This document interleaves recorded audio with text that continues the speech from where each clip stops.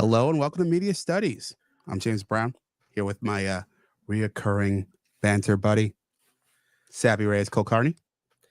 Hello, Professor JB is back, along with I, the night janitor at the Museum of Media Studies. And Savvy, I want to start with the NFL draft. And I want to start with this remarkable moment that our viewers can see on the screen shortly. I went to school in Michigan for 2 years. Guess where I got this from, though? I'm saying you gotta guess. You're gonna be wrong though, but guess. Nah. Macy's. What you mean? They be on sale on the rack, all the colors. Look, $79, $89. Nice little deal. You get the trench coat for like $100. Nice little. I'll take it up personally. I might go get some more colors. I need a blue one and another red. See, I ain't know nothing about Thanksgiving. I shop like my mom. I get my coats in the summertime. You gotta shop a season or two before, just in case, and they be cheaper. Cause you go at Thanksgiving, everybody in Thanksgiving. You know what I'm saying? He's right. Who's going with? Oh, we can go. Oh, my bad. Hold up. Y'all can hear me? This on or this off? All right, bro. Nah, man, you forgot what the school in Michigan? Yeah, that's this guy. I like this guy, man. Yeah, that's Keon Coleman, the newest Buffalo Bill wide receiver. Dude, we're in good hands. This is great. I like this dude already. Like, he completely won me over. By the way, he's right about shopping ahead. That dude is oozing with personality. Hopefully, the talent on the fields. Oozing with personality. If they select, yeah. What round did they select him in? First pick of the second round. Okay, so they think he's got something. Absolutely. A lot of people projected him as a late first round pick. Uber talented guy, uber confident guy. He's charming, man. He's going to be fun in those press conferences. Yeah. They'll probably try to reel good. I just hope he's good. I hope so too. And you don't think Josh is going to love this guy like right off the bat? Josh handpicked this guy. Oh shit. Okay. Yeah. He was Josh's favorite of the wide receivers. Yeah. Listen, sometimes a door closes and a window opens, or whatever the expression is. Yeah. Or what I said once watching a movie. It was actually a black dramedy. I don't remember the name of it. But this kid falls for this girl. He's a kid. He's like, I don't know, 11. And she like strings him along. And then this older girl comes along. And the one girl rejects him. This older girl comes along. And I turned to my friend and said, wow, he lost a nickel and found a silver dollar. So maybe that's what just happened here with the Buffalo Bills. Yeah, quite possibly. Lost a nickel and won a silver found a silver dollar. Can't say it. So I wanted to ask you about the NFL draft. Did you watch any? No, I didn't realize you were as into it as you are. Yeah. Michael Smith, who I'm a fan of, he has said in the past his family knows not to bother him because the NFL draft is more important to him than Christmas. I wouldn't go that far. I know you wouldn't, but that's pretty hardcore. Yeah. I watched a good 8-9 hours of it. Okay, that's more than the average, except you got some ratings. Yeah. Right? First night got 12 million viewers. 12 million viewers. And in this era, that is gigantic. What is the most the NFL draft has like at its peak? It's in that range. But that used to mean less than it does now, right? Is what you're saying? No. It's only hit that level in this era. Okay. 4 or 5 maybe 10 years. Because it was not a big marquee draw before, right? Am I understanding that? Yeah, on a couple of levels, it was simpler. I remember watching the entire draft as a back when it was on Saturdays. It would start at noon Hmm. and it would run to like 7 o'clock, and you'd go through all 7 rounds. Oh, yeah. And They weren't trying to squeeze as much juice yeah, out of it. and then they slid it into the afternoon, further in the afternoon. I think it would start at like 3, and it will go to like 11, and then eventually they decided we're going to go a 3-day extravaganza.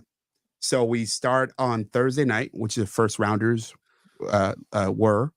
Second, Saturday on Friday would be second and third round, where Mr. Coleman was drafted, and on s- no no on Friday it would be the second and third round, and then on Saturday would be the fourth through seventh round. So they blew it out and they made it an extravaganza and this sort of larger sort of festival of football, which I find really interesting. So they also took it on the road. So it used to be at Radio City Music Hall, and it was there for a couple decades. I didn't even know that.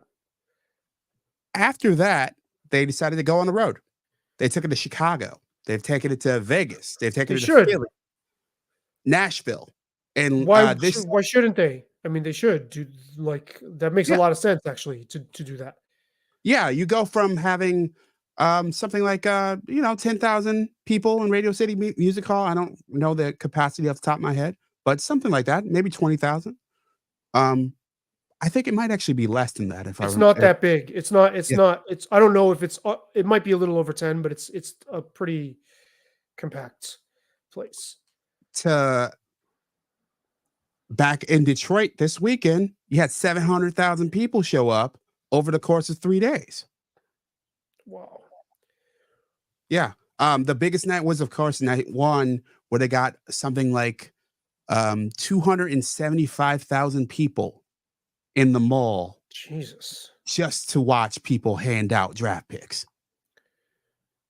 Jeez. I mean, looks like the NFL can fart in an empty like red beer cup, and people will watch that.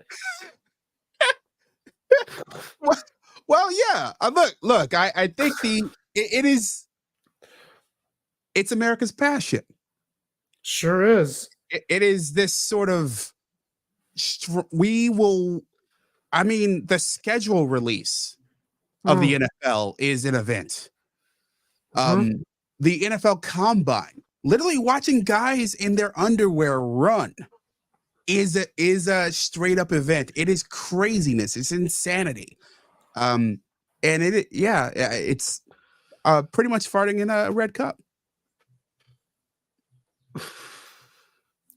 Is there any event on television where you can imagine yourself watching 8 hours of?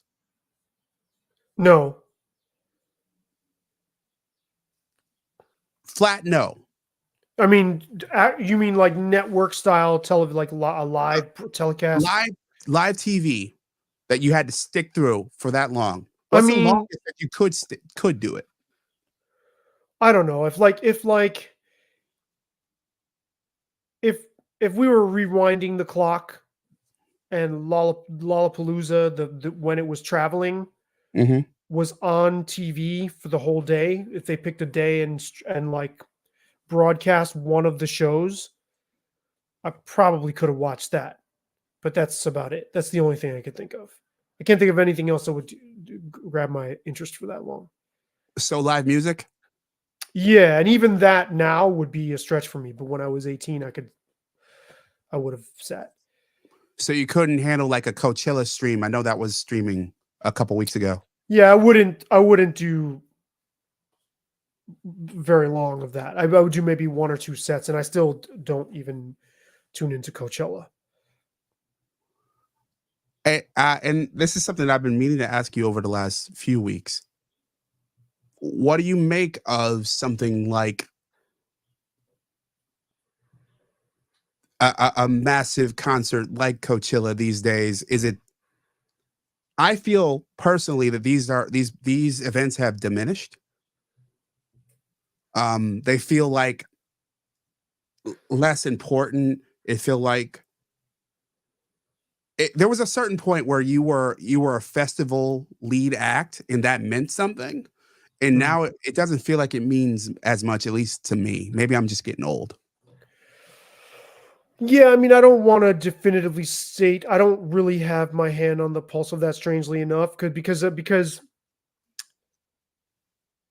Lollapalooza begat all these other ones, Mhm. and then the landscape just got really saturated. There's like tons of them, and I like the idea of a lot of festivals. I hope festivals survive, but I think they have almost become a little more homey. Like there's the big ones, right? That and that are still, for lack of a better term, name brands.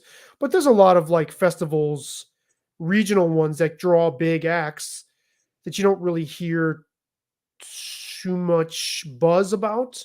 Mhm. And I think those are great, and I hope those survive. I think the thing is, those things got like commodified right away. Like even from the first Lollapalooza. So I was drawn into watching old clips because I just interviewed the former frontwoman from the band Lush, and they played the second Lollapalooza. They were the first on at the second Lollapalooza, and I went to the first four, and then the seventh one, Wow. and then so yeah, so and it was I was 18 when I went to the first one, and it was a big deal. I mean, it was life changing. But I mean, those events. I mean, even when you get to like Woodstock '94, they're not meant for people's comfort. I mean, you you're gonna spend a lot of fucking money on water, and you're gonna be very uncomfortable in the sun all day or for multiple days, or the mud, rain or shine, fuck you, and you're gonna get fleeced for money, and you know, hopefully you go prepared, you know. So it's like music festivals are awesome, but those like Coachella, you're out in the desert. It's an undertaking, and if you don't do it right, you can have a miserable time. All right. I have two questions here, Did I and I answer your know. question? I mean, I like Yeah. didn't want to No worries. But you inspired a couple more. like Bonnaroo. Like I think that is a big deal, but like again, it's like there's like hundreds of thousands of people Mhm. in these spaces that are like there's nothing there. They fit hundreds of thousands of people because there's nothing there, which means if it's sunny, you're just baking for like days on end in the sun, which is not good. The first several times I went to Lollapalooza, I had the endurance to watch 7 or 8 bands in a row, even bands that I didn't necessarily like. I could do that. I could soak all that in, and it was awesome. But like, did this need to get bigger and bigger and bigger? Can it get smaller? The last festival I think I went to, besides Jazz Fest here, which I have thoughts about that too, was Ottawa Blues Festival, and Wilco played, and it was awesome. It was like, but that's in a city. People come and go. You know what I mean? You're not trapped there. All right. There are like four different things you said. I'd Yes. like to go directions, but I'll take my two strongest reactions. How did Lollapalooza change your life? Well, I saw the Rollins band at 1 p.m. in 90-degree heat, and I've never seen a band play that hard. Like their fucking lives depended on it, and it was really just to see that at that age. And then Jane's Addiction closed it, and then in between, you had 9 Inch Nails, who I did not go there thinking I would be a fan of, so I walked out a convert. You had Living Color on the bill. You had Ice T and Body Count, Living Color on the bill, and I've seen Living Color is the band I've seen the most. It just so happens that way. I love them, but it just I've seen them a bunch of times. And then Jane's Addiction, who in my view are the most transcendent live experience I've ever had. I was lucky. I saw them 5 times back in the day, and I won't see them now. I would. You could put $5,000 on the table. I wouldn't go. Wow. Hell of a bill. Yeah, it was really, really. I mean, it was just a lot of music, and a lot of those bands made a big impact on me. I mean, And my other question was about Lush. mhm. How was the interview? How'd it go? Well, it was 2 hours and 40 minutes long, so that gives you Woo! an indication that it must have done something right. She must have liked you. She tweeted and said it was a lovely chat, which it Wow. was. Are you posting that? I posted it. I posted the main, and then I started with the shorts, and then I'm going to post. So I have shorts, and then I call the other ones chunks, shorts Yeah. and chunks, and I'm getting to the chunks. What did you talk about? Everything? We talked about parenthood. She's got a new book. Her dad was a serious, I mean, by his own description, serious like pussy chaser. I mean, she even she used the word pussy, like in quoting him. She had like a pretty shocking upbringing, like that by our standards would be people would find that her upbringing borderline abusive, or there was but she has a slightly, her tone is not one of like victimhood surrounding that. She has a way of wearing it. So we talked about parenthood. We talked about the 90s, obviously, and drugs and celebrity and a lot of stuff. She's super chatty, awesome, charming person. So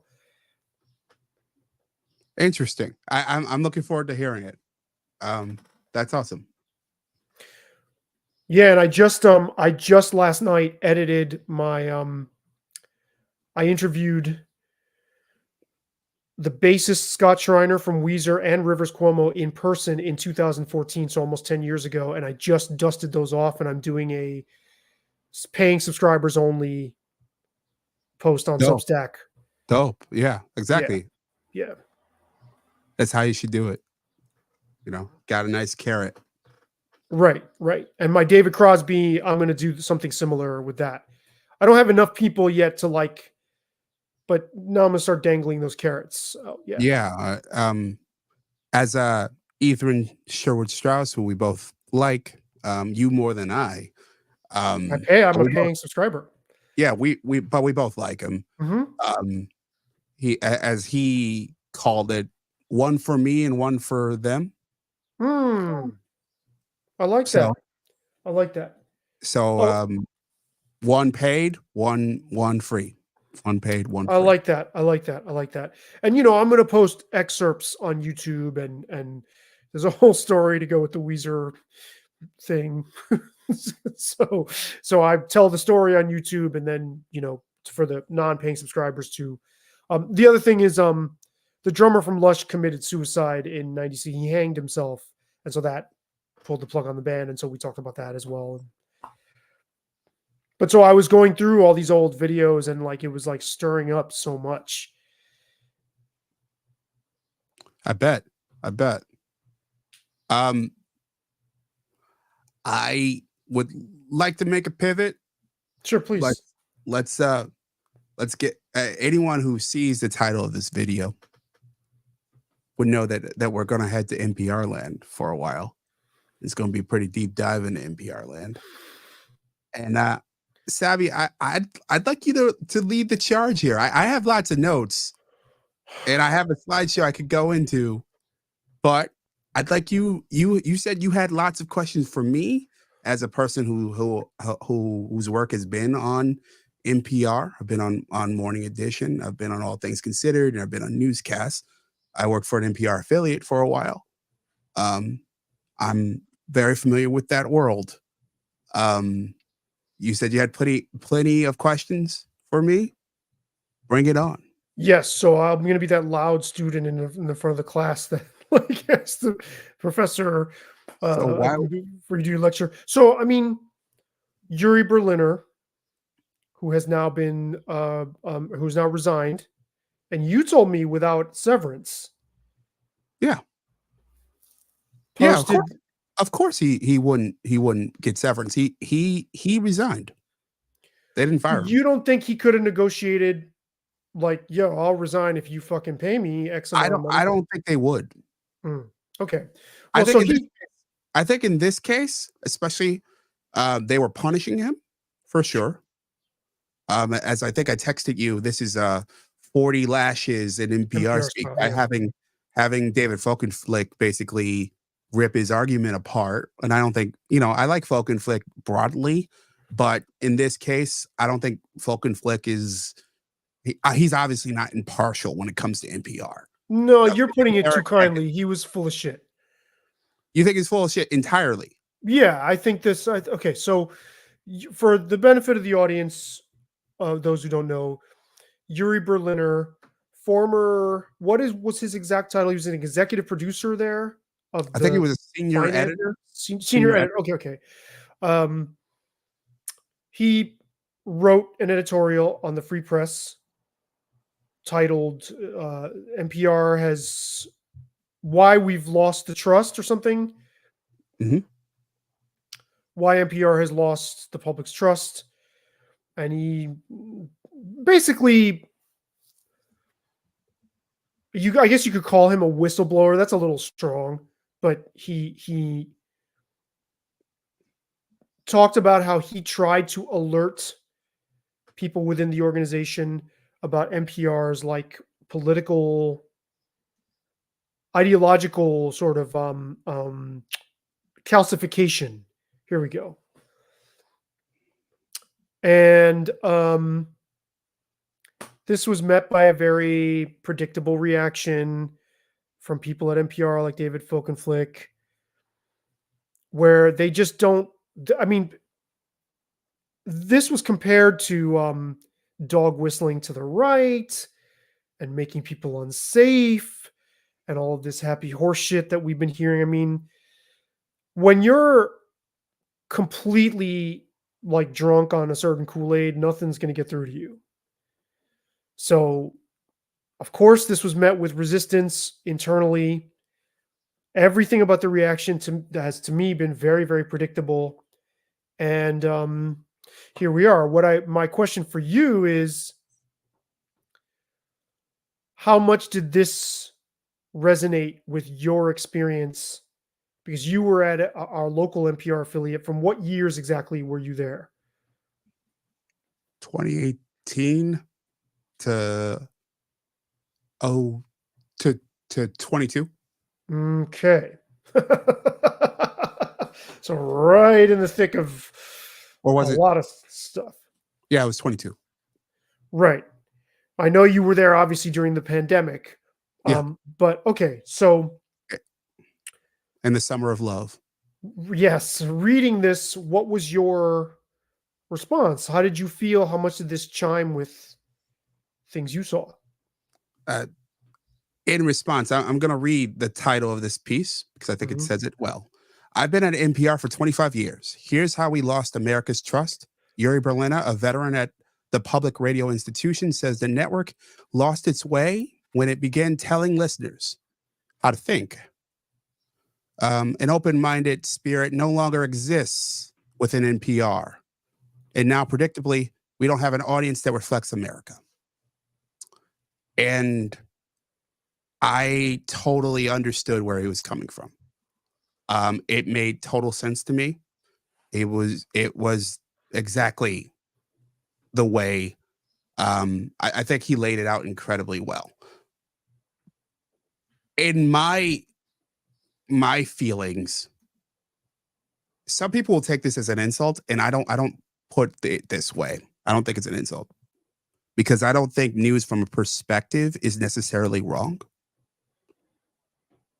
But I think that news from a perspective without admitting what the perspective is, it's deceptive.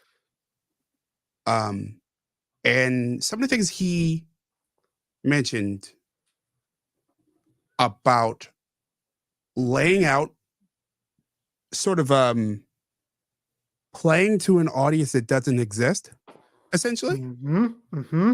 So assuming things about your audience, um, um, essentially you're teaching the audience certain phrases and buzzwords.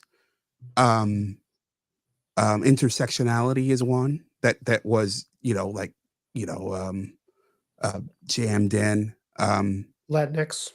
Latinx is another, and every Hispanic person or part Hispanic person like yourself who I've heard who I've talked to about Latinx, they kind of like shrug, except the most progressive people I've encountered. But but outside of that, they've all sort of like, why are you using this word? I would never describe myself like that. Why are you forcing this on me? And has become this was one of many, many, many, many, many, many, many symptoms that he hit on, that he described well, um, that I felt like was totally on the money. Mm. I felt like it's about damn time that someone said it and said it in a public forum. And I wish I, as you said, the reaction was predictable. That there's this fierce defense of this institution as that has been recreated in the image of sort of leftist politics. And it's all NPR has always leaned left, Mm-hmm.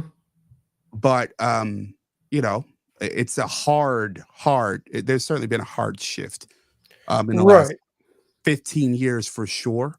Like I said, Um, it's calcified along with mhm, these more ideologically entrenched strains that sure. have arisen Yeah. among progressives.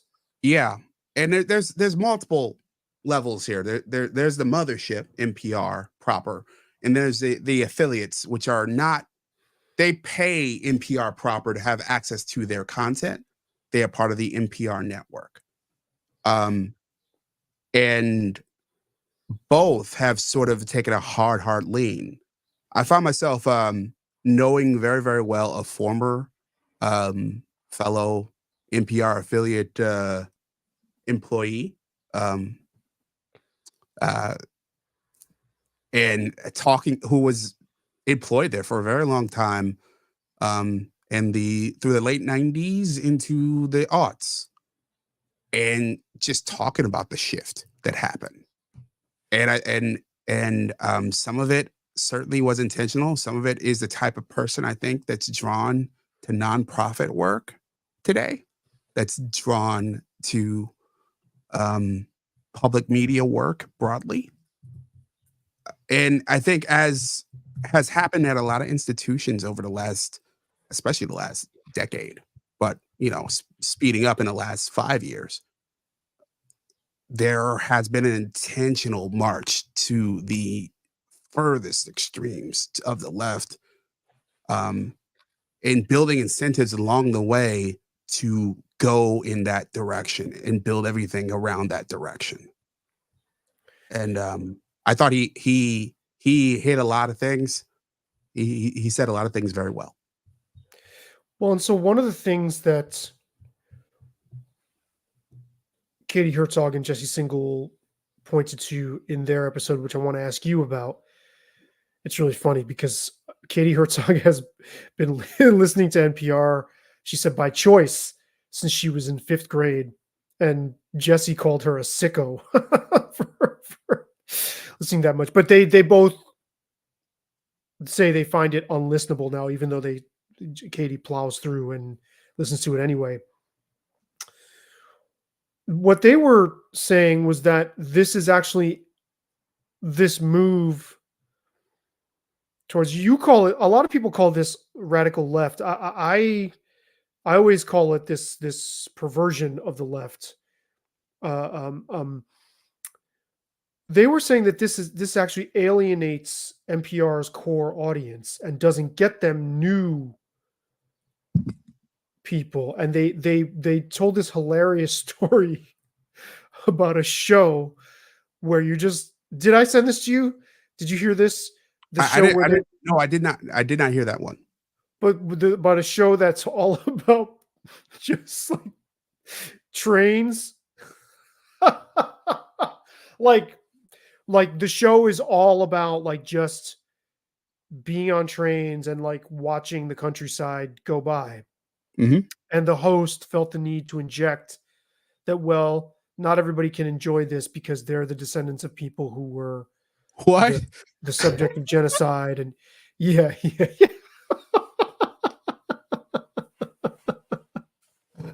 Uh, I Yeah, yeah. I mean, it's that bad. And when you got there, like, because you were talking about how there's the mothership and then there's the local affiliates, but I always felt that there's a pretty uniform culture amongst the whole tree and all the different branches. Mhm. When you got there, what was your response to the sort of overall mentality? What did you think of it versus when you left? Like, how much did it change over that time? I felt like it got more intense. I felt like, first of all, I understood it more. Like I understood, like what was the paraphrase the phrase that someone doesn't it's hard for someone to fight against something in which their paycheck depends upon it, Mm, right? I'm butchering that quote, but that's the theme that, like, when you're inside an institution like that, you learn guardrails. You learn what they want.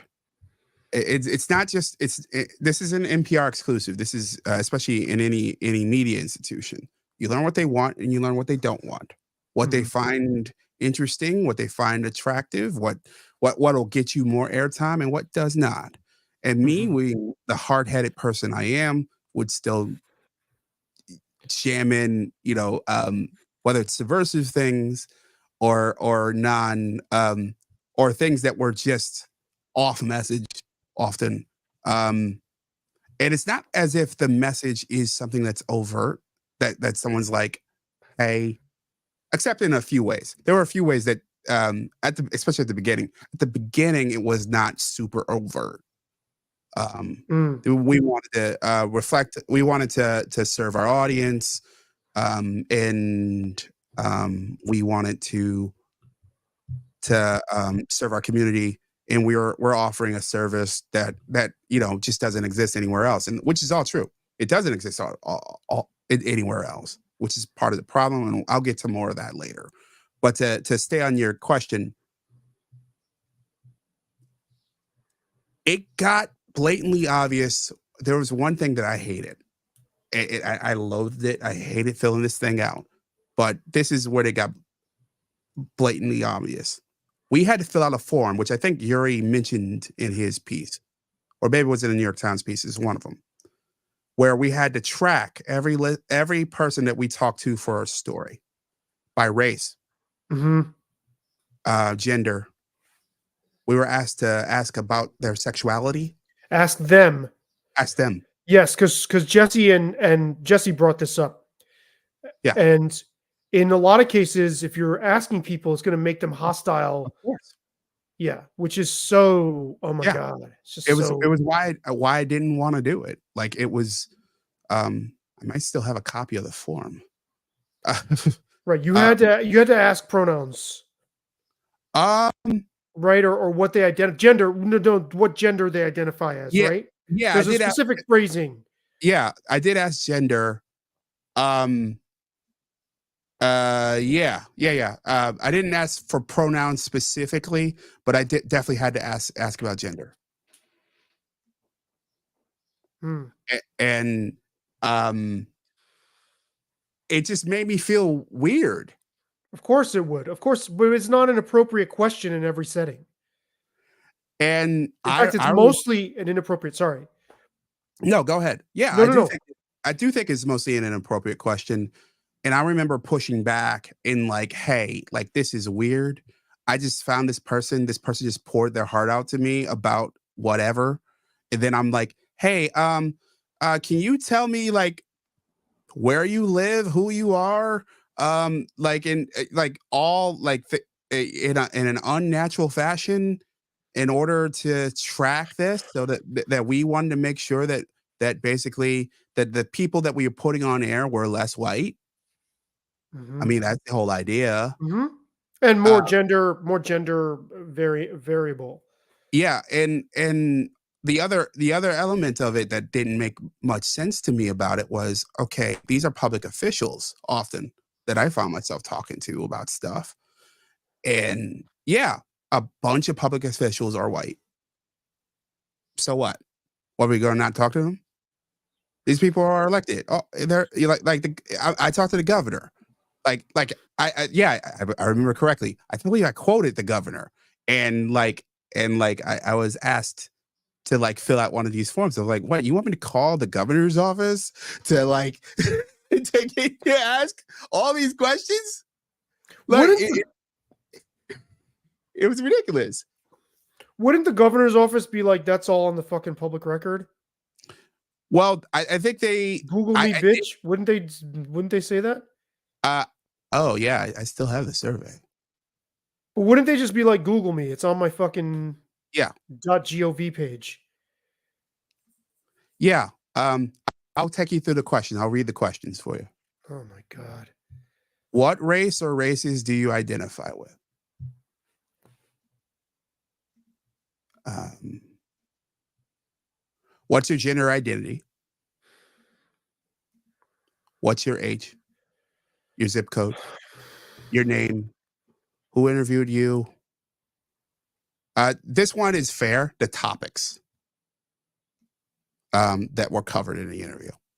I understand that part, you know, wanting to like, okay, let's track how many stories of what stripe we cover.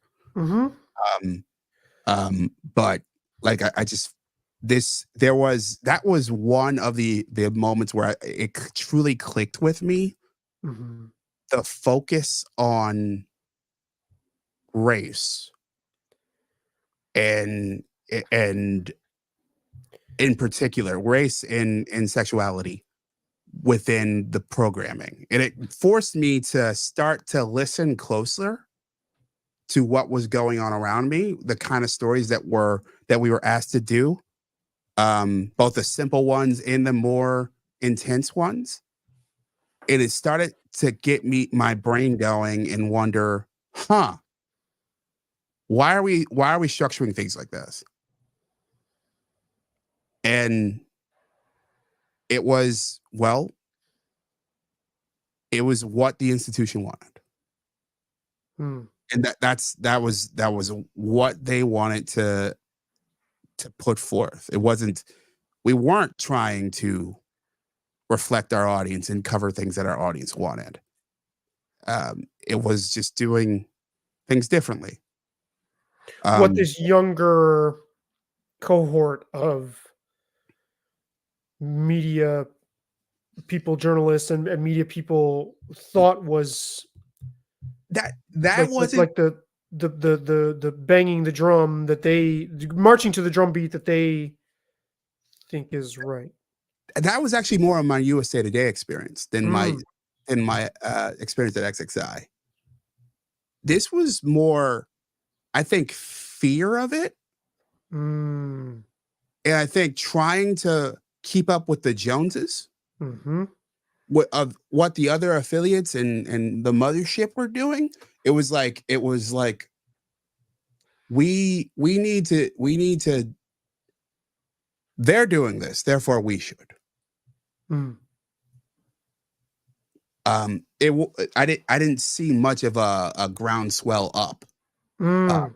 from that perspective, at least not Okay, where but I'm sure they knew what had happened at the New York Times oh, well, without a doubt. and were anticipating that. Okay, and we're also well aware that the social climate, how punishing it is to anybody who deviates. So maybe they're just trying to head off problems Yeah. at the past. But it's I mean, just knowing some of the people that worked at our affiliate station, some of the people we both know, Mhm. it's not like those people had to be dragged kicking and screaming No. into this. No. Look, it's a self-selecting group. And I think and it's not I think like any workplace, you choose to put yourself in that environment, especially when it comes to a place like public radio, um, in public TV. Um, uh, you choose to. I think, and I think it was a little bit different for me in that I wanted to change my trajectory and change the kind of work I was doing, and I do think there are people who want to do that. But I think the lifers especially they choose to be there because they think it reflects the programming in the reality of the station reflects who they are, what they want to be, how they want to see um how they want to see the world um in macro. Well, I think it reflects, I would go further, and I'm not going to speak for everybody there, but I think there's plenty of people, I would wager, who work there, reflects how they think the world actually is Yeah, and or it should should be. be. Yeah.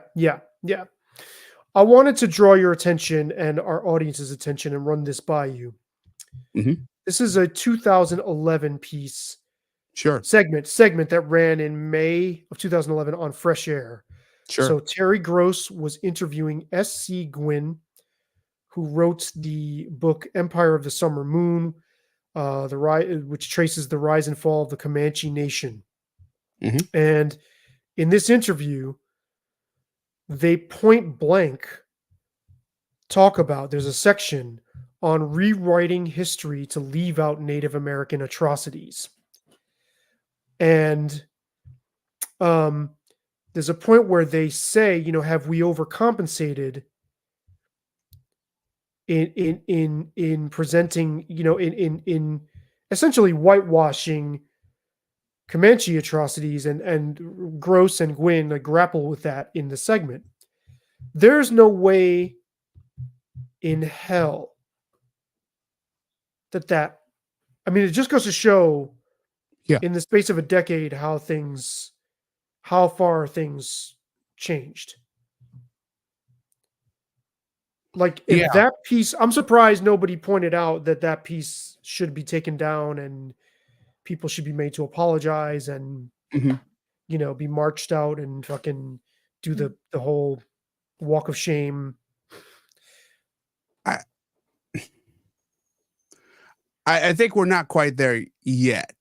Yeah, I in that I and also I think there are sacred cows. Is Terry Gross, is Fresh Air one of them? I would say so. Yeah, that's one of the crown jewels. I don't think they would go after one of the crown jewels. Well, I don't think anybody noticed. There's really Well, I think that's probably true too. Yeah, because if enough people made enough noise, I think they would have had to at least answer or wring their hands about it. over it somehow and issue some sort of mealy mouthed fucking. But I mean, that is night and day. That's inconceivable in today's Shall I media read this, landscape. or do you want to? Well, I mean, it's pretty quick. I mean, it's you can read it. I just wanted to get your take on the difference in tone between that and what you were surrounded with. Well, I'll read it, and then we can get into it. On rewriting history to leave out Native American atrocities. There was even an attempt at one point to deny that Indians were warlike. Okay, let's start with that sentence. Even using the term Indians, I think that would be, that would be considered problematic by the time I got there. Comanches were incredibly warlike. They swept everyone off the southern plains. They nearly exterminated the Apaches. And look at the Comanches, and you look back at history at the Goths and Vikings or Mongols or Celts. Old Celts were actually a very good parallel. In a lot of ways, I think we're looking back at earlier versions of ourselves. We, being white European, did all these things, not only because war was institutionalized during things like the Counter Reformation in the Spanish Inquisition and the Russian Revolution. The Comanches were kind of like Spartans. Go ahead. Right, and at one point he talks about right. He talks about the incredible violence, how life on the plains was just incredibly violent, and like murdering people and torturing them was just par for the course. And there's one part in the segment where Terry Gross asks him, "Have we overcompensated by not telling that part of the story?" And I want to compare it to In Defense of Looting. Oh, yes. Yeah. You remember that? Yeah. How could you forget, right? How could you forget? I mean, look, Vicky Osterweil. Yeah, let me go find In Defense. I have it. Okay, send that over here. But they rescinded the original headline. Yeah. Which I'm sure it's on the Wayback Machine. Yeah. Oh no, totally. So, what was the original headline though? It might have been In Defense of Looting. Yeah, I remember that effect. Yep. But anyway, and oh boy, I hate Code Switch. Oh my God, What do you hate about it? Code Switch. And Yuri Berliner talked about it as well. Code Switch was the attempt of NPR to overcompensate. Hey, how do I say this properly? They felt like they were what this show was reflecting Black culture. What they were really reflecting was a caricature of Black culture. Was white misunderstanding of Black culture. And really, really, really liberal Black people's feelings about Black culture. And the whole show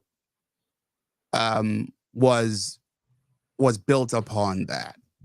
Right, and that reflects the anxieties of typically upper middle class, very educated Black liberals who themselves feel a need to overcompensate and shine a spotlight on what they think Blackness is, and they feel that they don't have enough of it usually, right? So they have to then that gets projected onto their work. You see this all the time.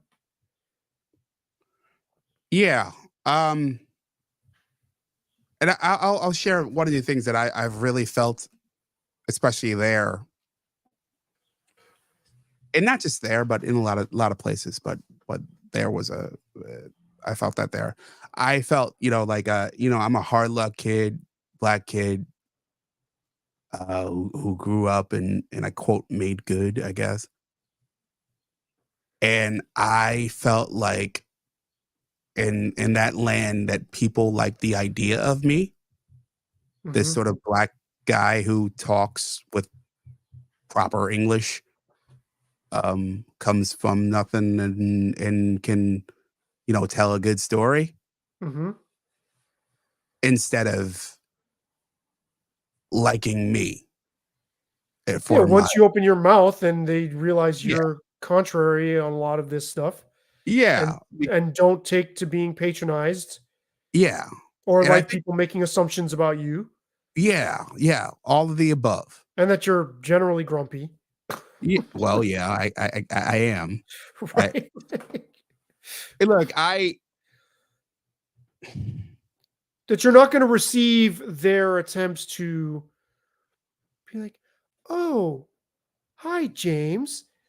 You're black." Like they don't say that, but you can see it on their faces a lot of times. Yeah, I got that sense from certain people, not everybody, but certain people, yes. And I've got that throughout my career, but I think it's the and I don't think it's simply a issue with black folks. I think it's a issue with the world of politics, and this is why I feel strongly that NPR in many ways is the inverse of Fox News, in that you're most of the tropes about different parts of the culture that they're dispensing are this weird caricature of reality Hmm. that um if you are a black person who comes out of poverty or you must be an uber progressive person, By their definition, yeah, of what that means. Yeah. just inherently, like Hmm. that you're essentially that Hmm. um that if a nonprofit does X to quote help the community, that it is inherently good. That if um, that that if a Republican is interested in X or Y or Z, that's discounted. If it is, even if it's something that most people would look at as a positive, that it's more important to reflect that the Democrat doing Hmm. the the positive thing. Um, and I, I when I read Yuri's description, I felt like he hit on so much. And I could bring up pieces of it if you like. Well, I mean, Unless you have more questions, you can go yeah, I ask mean, away. years ago, you said this is before you worked at NPR that you thought it would actually be fine if NPR lost its government funding. Yeah. And I'm curious for you to unpack that. Okay. So just by broadly, NPR receives somewhere between 3 and 10% of their funding from the federal government. Now, there's a few ways that they receive this money. Some of it's just direct from the government, and they fight for it like mad every day. And then there's like pass throughs. So like the government funds X foundation or Y foundation, and that money makes its back to NPR. Um, so we end up with a fight for um, the government funded label. The label that they quit X Twitter in a huff over about a year ago is only, we're talking single digits of their actual enterprise Budget. Mm. that could be easily replaced. Like you could get it from foundations. You could run more underwriting or ads. They call ads underwriting. There are other ways to get that money. In that way, you remove the tether of the government, and you remove the argument that mostly people on the right, but even people like myself who are sort of like other, you know, um, make about, hey, like, how dare this public funded thing operate this way? Mhm. I think that as an institution, you can operate whatever way you want, and And actually, I think it would make them stronger as a brand if they weren't leaning on the government subsidy. Mm. I feel like leaning on the government subsidy provides them with a weak spot um, that I think is generally bad. Now, there's a whole other level to that because also I was just speaking about the national level because individual affiliates also get funding from the government, federal, state, and sometimes local. So they're all so on top of that 8% or so, these affiliates are all going to their congressmen, they're going to their state senators, governors, whoever, to bring on even direct funding to their affiliates. And I think that also sort of shades how you approach those people. I think um, it's not that they can't cover them. I don't know that if you're relying on a congressman Right. or a governor or Mhm. whoever to butter your bread, you're going to be less likely to criticize that person.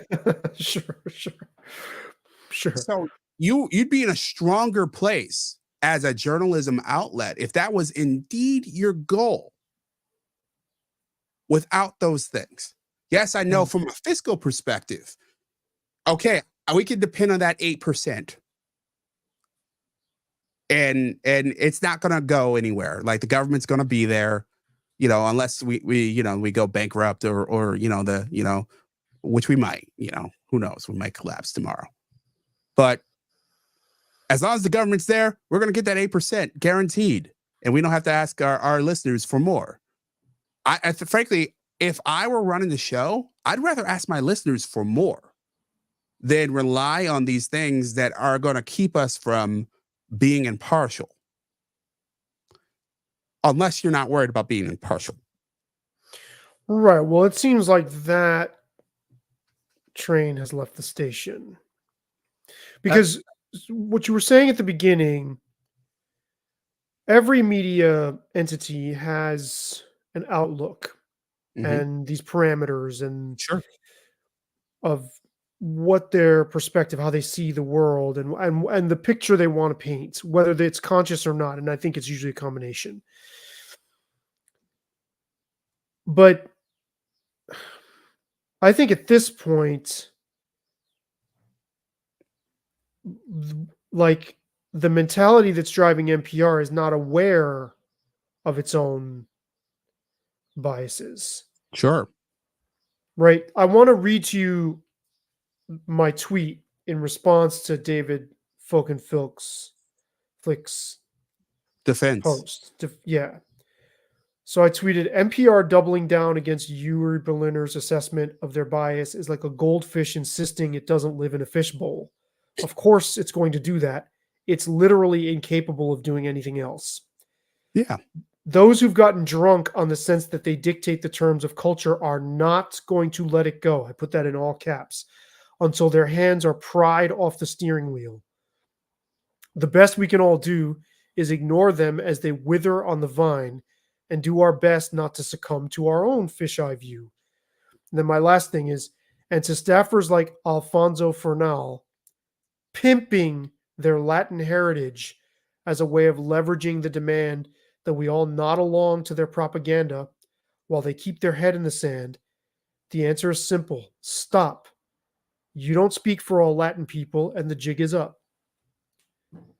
Yeah. Because I go ahead, go. sorry. No, you Well, go ahead. Fernal was like, Berlin Yuri's language is it's demeaning to Latin people. Yeah. Um. This is it just takes me back to a point that you hit on earlier Mm-hmm. about it not reflecting the audience and not speaking to the audience, or if in fact I'll sharpen it. It Mm-hmm. is speaking to an audience, but it's speaking to a much smaller audience than they realize. Mm-hmm.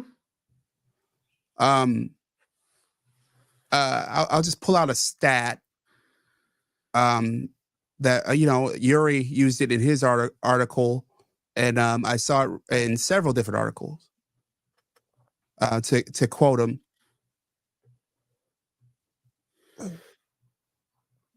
back in 2011, although NPR's audience tilted to the left, it still bore a resemblance to America at large.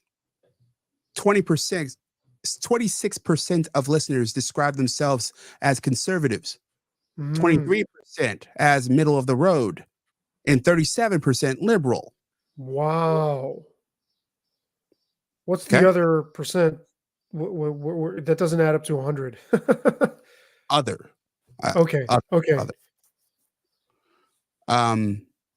So care to guess where those numbers were in 2023? What percentage do you think of NPR listeners describe themselves as conservative or 0.8. somewhat conservative? 0.8%. You're way off. Okay. I don't know. 11. Okay, that's yeah. I mean, that's more than that's more. So are those hate listeners? I'll get there in a moment. Because that seems like a lot. Like I'll get there in a moment, okay, and this okay. would be my defense of NPR is coming shortly. 21% as middle of the road, and 67% were very or somewhat liberal. We aren't just losing conservatives; we're also losing moderates and traditional liberals. Mm-hmm. Who have typically been their bread and butter, right? Yes, without a doubt. Right. Okay, so you asked essentially why are those conservatives listening? Yeah. What on earth? There's a larger problem going on with news, especially local news. We see it with newspapers, and we see it with news. Period. In radio news, in particular, they're quickly dissipating, just totally disappearing. We locally in Rochester is a great example. Our affiliate absorbed a paper that we both wrote for. The NPR affiliate absorbed the city newspaper. Our newspaper, the Democratic Chronicle, was on strike shortly ago because they were been in a labor dispute because some people hadn't got pay raises in over a decade. And at the same time, that paper is shrinking. It has become essentially a regional paper instead of covering this particular city in the outlying areas. Let alone the fact that they bought the suburban papers around Rochester, absorbing that coverage as well. So a bunch of reporters who would have been working are no longer working.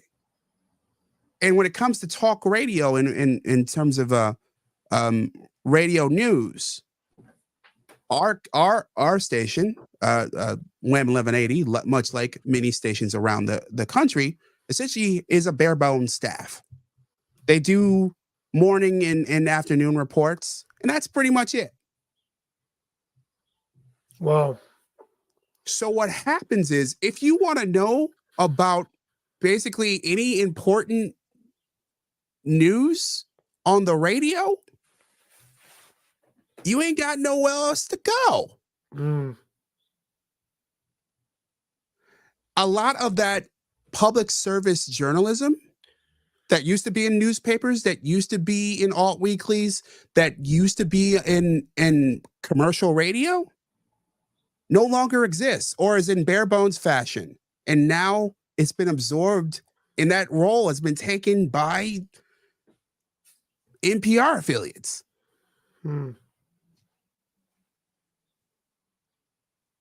So if you're trying to, find out what's going on in a council meeting, your TV stations are rarely at these meetings. Let alone, and I can speak from personal experience. Your newspapers are rarely at these meetings, but chances are you're going to have an NPR affiliate reporter there because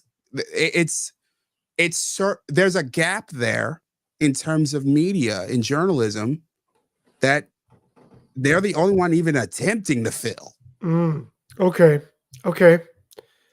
That's really interesting. I didn't know that was the case.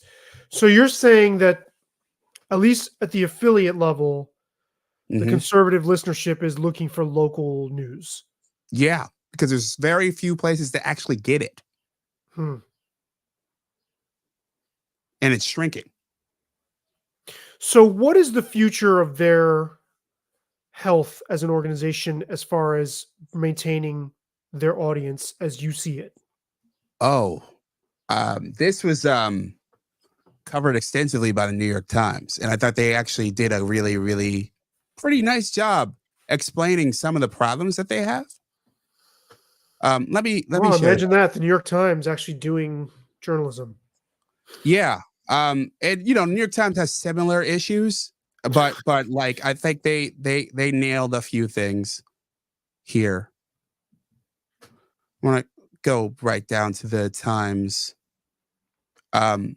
To read this for our listeners, NPR is huge but shrinking. While NPR still has an audience of about 42 million who listen every week, that's cumulative. Many of them digitally,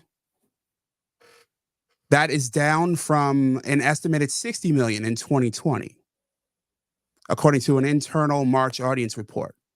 A fall off faster for broadcast radio, which is also in long-term decline. Yeah, faster fall off than what Yeah, broadcast radio is going through, which is yeah, that says a lot, right? That their yeah. digital is shrinking faster than Hmm. broadcast. Yeah, Yeah. In that 2023, NPR generated 110 million in corporate sponsorship revenue, a decrease 101. of 101 million, a decrease of about 25% from the previous year. Ooh, yeah. I mean, so I mean, where do things go from here? Um, okay, so my girlfriend, all right, in many ways, she is an ideal, total sweet spot for an NPR listener, right? In terms of politics, in terms of age, gender, all that. And when she's home, right? Or that doesn't matter so much. Yeah, it Period. doesn't matter. Period. Yeah. Period. She's not doing it. I think you're going to see, and it's not, Mm, and I think she's not the only one making that choice. There's a lot of people who are making that choice where they're mm. choosing to not enmesh themselves in this world. That's a horrific sign for the future. Yeah, because I don't see. I'm really curious about that because from what I know of her uh, outlook and what she values, she's not being put off by the types of things they're saying. Mm-hmm. So what is it that is not drawing her? Well, I think there's a couple things, and I think this helps explain it. This is also from that Times article. I believe that public radio has 5 to 7 years to reimagine itself before it's simply unsustainable. Mm, And they can't take 2 or 3 years of that time debating a business model.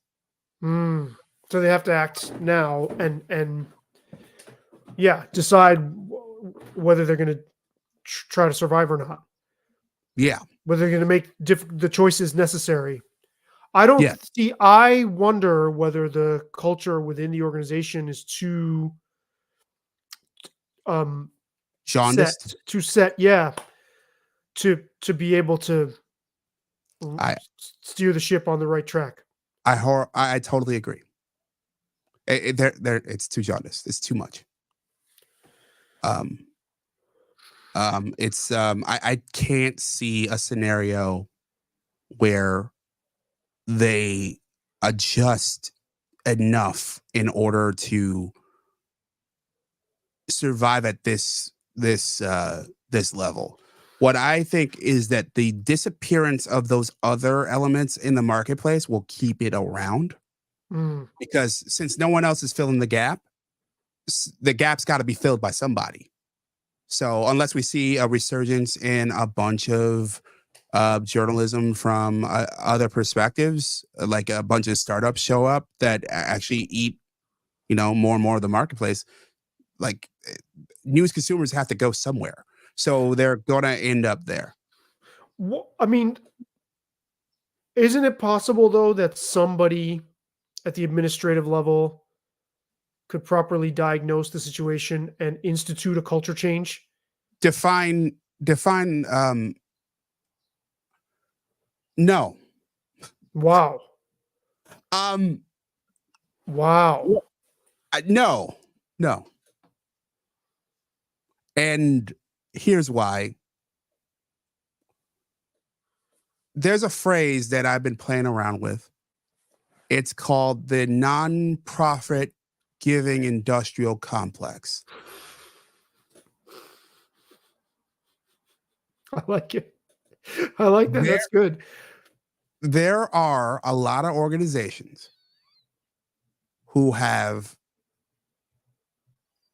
incentivized some of the decisions that they're making and that a lot of other organizations are making about the perspective of what they put on the air. Yeah, I forgot about that. Yeah. This is like leached into the soil at other, like leached into the water that streams down from the mountaintop to feed this farm patch of media, right? So it's poisoned from before it even gets to this level. So things would have to change at the nonprofit stage first. And that ain't happening. And right. That ain't happening. As I've mentioned on this show, talking to you, man, you go to these grant pages and holy fuck, the language is so cookie cutter. My God. I won't get specific. I'll try to be non-specific about, but this is one of the things another thing that drove me batty. So there were grant money that the station received to create certain stories about a certain group.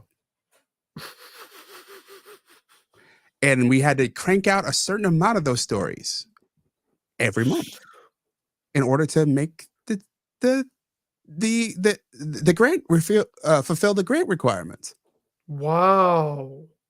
And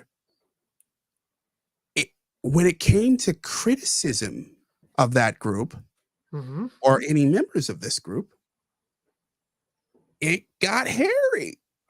You couldn't structure it. You had to be very, very careful with such stories because you couldn't criticize them. So let me ask you, why are you being careful about talking about this now?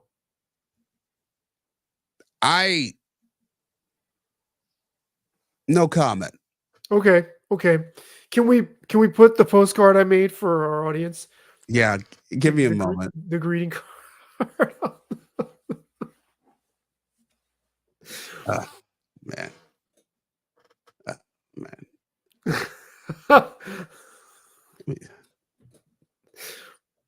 Oh man. We're about to knock down a Baltimore bridge in your career by putting this graphic up. Yeah, it's over at that point. Oh man, Jim's like, I don't know if I can find the file. Yeah, I'm looking for the file right now. Okay. All right, I'm going back to the email. Oh yeah, I got it. Okay. Yeah. All right. This is a greeting card I sent to Professor Brown here. It is very, very funny. I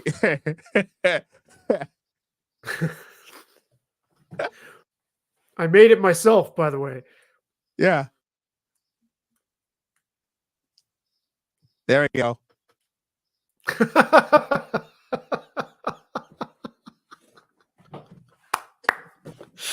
I love Look, it. and the thing I love the most, well, there's two things I love about it.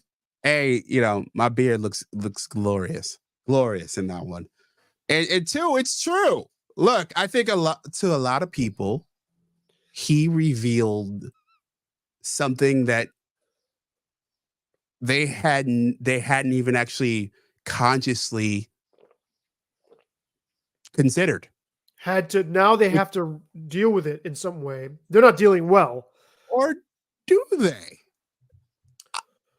I mean, they have to you know, confront. They have to confront. I think they're clearly circling the wagons and saying this is Sure. just.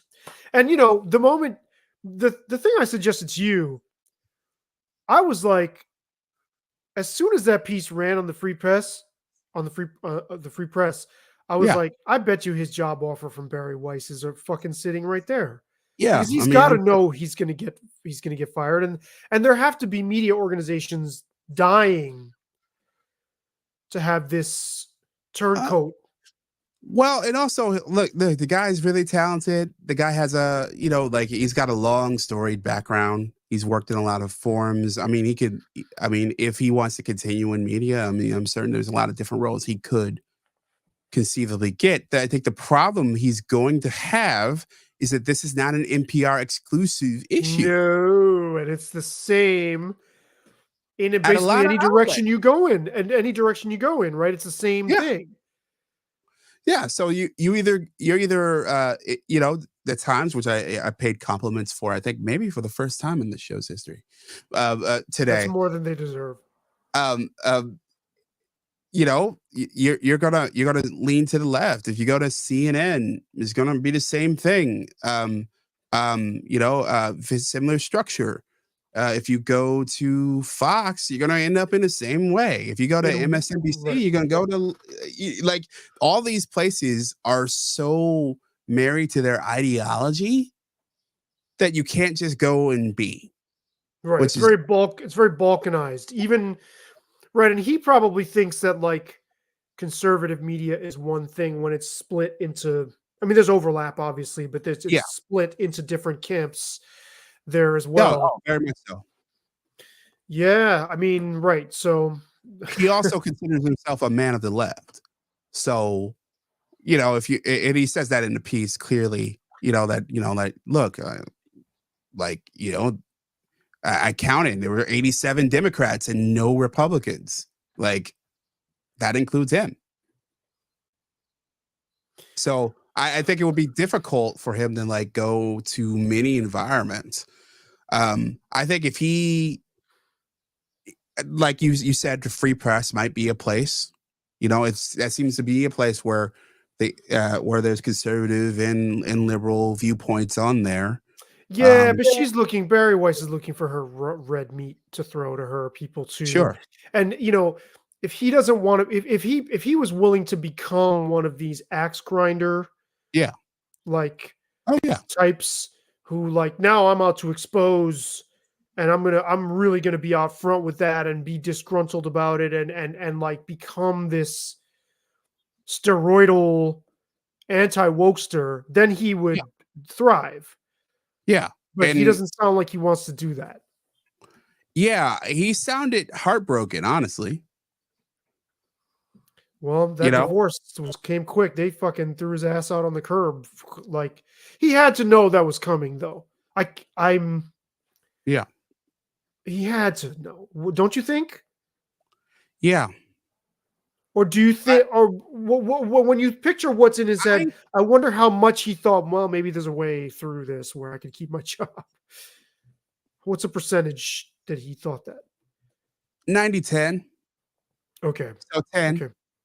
Okay. That maybe they would value his loyalty or something, and or maybe they're like, oh, maybe this would be a rough period, but there's no way that the NPR, boss is going to call me out. There's no Or way that all that coworkers would get in a meeting and dogpile me and try to destroy Mm, me. That's not going to happen. I've given them 25 years of my life. They're not going mhm, to turn on me. mhm. Or maybe he had some inkling, oh, they might listen to me. Yeah. Maybe. Yeah. And look, if you read the piece, he described years of going to different bosses, trying to like say, "Hey, we're leaning way, way, way, way, way left here," and and and people looking at him like he was kind of crazy, instead of listening to Morning Edition and hearing ridiculous stories about thin privilege, like Or riding trains and not being able to. yeah, like it's just it is wild, wild, but they didn't get it. Um, and they didn't understand it. Then they kind of just like say, "Huh, all right, good, yeah, thanks for telling me. Yeah, yeah, we're gonna keep doing what we're doing. Mhm, mhm. Yeah, yeah. What How dare you? How dare you? Yeah, yeah, yeah, yeah. I gotta listen to you because you've been here for a long time, but I'm just gonna smile and do what I want to do." Right, they couldn't fire him for coming to talk to them, but now they had reason Yeah, to, yeah, and they had to make an example of him and be like, you're not gonna launch into your next career and get a severance from us. yeah, yeah. Fuck you, basically. What is the conservative equivalent, in your view, of this? You keep calling it liberal. I call it a Leftist. metastasized version of progressivism. Um, what is the conservative version of that? Well, as an institution, kind of a convulsion. I don't think we actually talked about it, or did we? We did talk about Candace and Ben, right? Yeah, I mean, essentially, that's a similar, situation. spasm, like where it's like, how dare you stray off the farm, and it by straying off the farm, we're gonna give you 40 lashes and get the fuck out of here.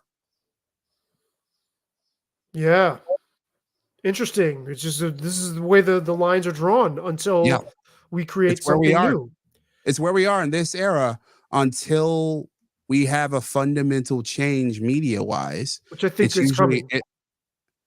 if it's coming, it's usually a technological shift of some sort, and I don't see it. Here's how I think it's coming. Somebody's got to expose audiences to an appetite they didn't know they had. Yeah.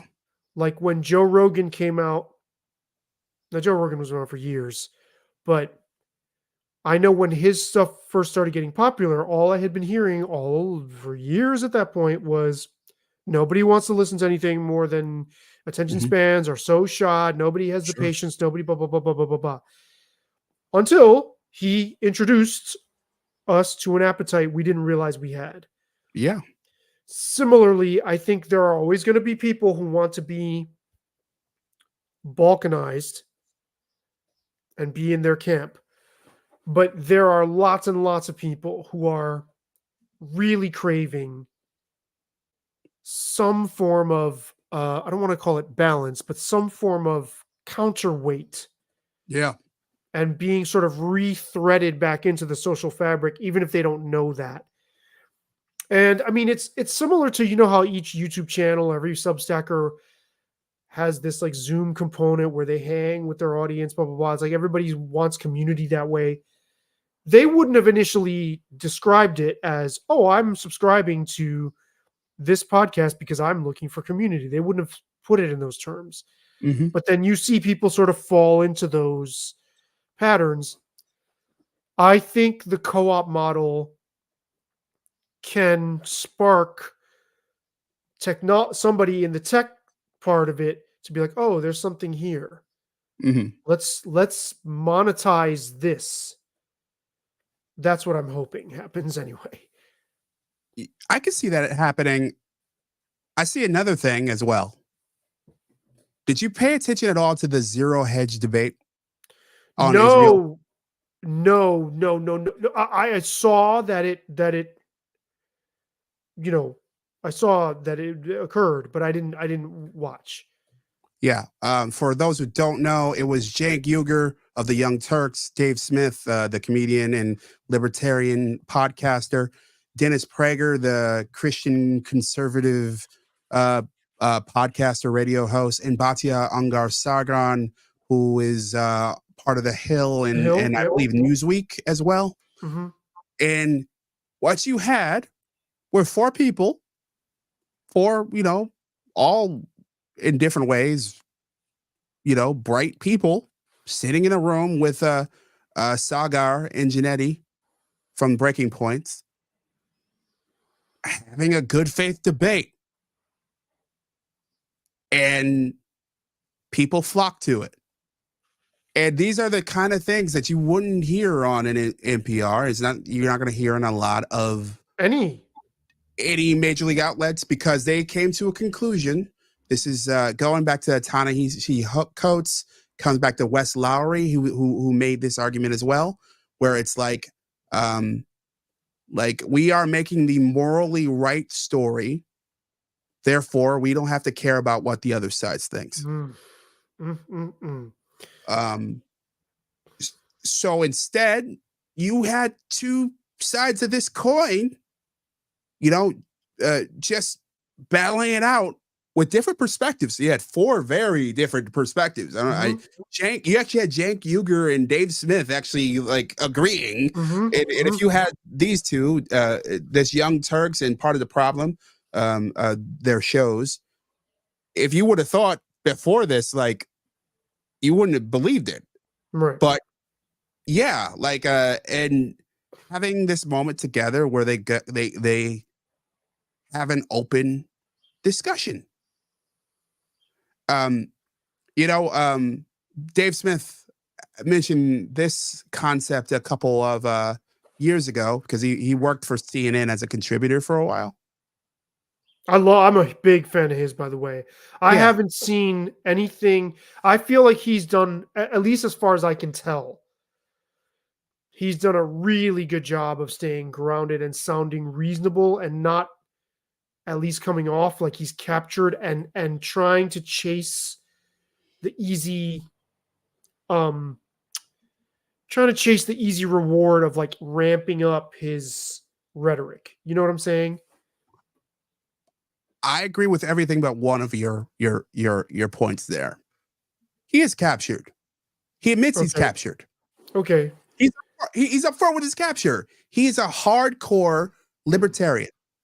Like he is an ANCAP a libertarian. He doesn't think there should be a government, and he's upfront about it. Right, but do you think that that's distorted his viewpoint where he's performing He's an not exaggerated?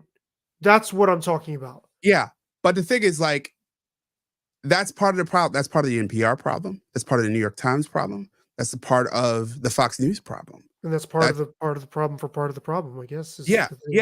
Right. That, hey, they're not saying, hey, this is this is where I'm coming from. Kind of like a talk radio host, a good talk radio host. That's usually what you do. You're like, hey, this is where I'm coming from. This is my bedrock. Right. There's no illusions with Clay Travis. No, there's no illusions with a guy like Glenn Beck or Rush Limbaugh back in the day. I don't know if you ever listened to Tom Hartman. Mm-mm. Tom Hartman's he's a very, I'd say he's a Bernie liberal talk show host, right? You listen to his show, like you know what you're getting. He's coming from this perspective. He's clear on his perspective, and he's going to give things from that perspective. So then maybe that's the answer. Sorry to interrupt, but maybe that's the solution then. Because what I don't like about so many of these voices is that they drift and they just become this. I don't even know, this like monstrosity compared to what they were, because the audience responds and they start playing into that. But Sure. maybe if you're just fucking like, all right, I'm just fucking throwing the gauntlet down on the table. Like, this is what I am, this is what I do. Then people are coming to you more instead of shaping what you are. I Like, I would agree with that for the most part. I think the thing you're talking about is audience capture. Um, Essentially where you are playing to your audience, trying to inflame them in ways that you know would inflame them. You're not simply speaking from an honest place. You are speaking from a place that you think will get you the most reaction from your audience. And in a lot of cases, when you want to expand your audience, you go and and Colin Cowherd has said this. You know, you go. He says, uh, once a show, you should say something that's completely wrong. That you should just piss off your audience. That you should say something that will get you attention. And I think that's what you're also describing, where a lot of guys, they're not coming out with their honest perspective. They're just coming on and they're saying whatever to piss off the public, and in order to like have something go viral. yeah, I mean, at least as far as the sense I get, I mean, again, I could be wrong, but I just feel like Dave Smith doesn't ever seem like he's pandering or tap dancing for that. But that's maybe it's just his calm the tone of voice that I'm. Yeah, I get that Fine. sense too. I don't think he's pandering. Um, I think that he's more than willing to fight with other libertarians. You know what I mean? Mhm. And Yes. and to like he's got a certain point of view, that he's a Mises Caucus libertarian, and he wants to he thinks that he sees the world in one shade and is not afraid to say it. Right. So And go ahead. he's also very willing to engage Yes. anybody in good faith. So this is encouraging what you're describing. This is basically the manifestation of, I mean, all those people have big followings, Mhm. but that's a good indicator that if we can go in that direction, and the outlets like the Daily Wire and all these other fiefdoms Mhm. that have become very successful, that are now major players, they staked their future on being one track. Mhm. Whereas now it's appearing as if maybe there's an entire new ecosystem that could open up. Maybe. Like I am part of me is bullish on that idea, and part of me think that idea is wishful thinking. Hmm. Want me to lay out both? Sure. So My you'd bet gut. for and against it? Is that what you're saying? Yeah. I can bet for and against it. Since this is media studies, I'll give us a bit of a media history lesson. If you go back to the turn of the 20th century media, you got a heavy newspaper culture. You had new newspapers sprouting up all the time from different perspectives. Like there's a reason we have the Democrat and Chronicle, and in some places had the Republican. Um, and you had newspapers of every political persuasion. Every you had newspapers based on Catholicism, on different religions, on there was a labor paper in most markets. There was there are newspapers from every persuasion possible, because the medium, printing a newspaper, was cheap. It was the equivalent of a new YouTube channel or a podcast. Like you can create a pretty and look, this podcast doesn't look perfect, but it looks pretty good. And StreamYard costs freaking $20 a month. Like it's you can get it for even, I think you can get it for $10 a month. Like, so what you got is this landscape of a bunch of different people creating a bunch of different shows or newspapers in that day from a different perspectives, and it being all on this broad menu. My gut says that's the world we're back in. Mm.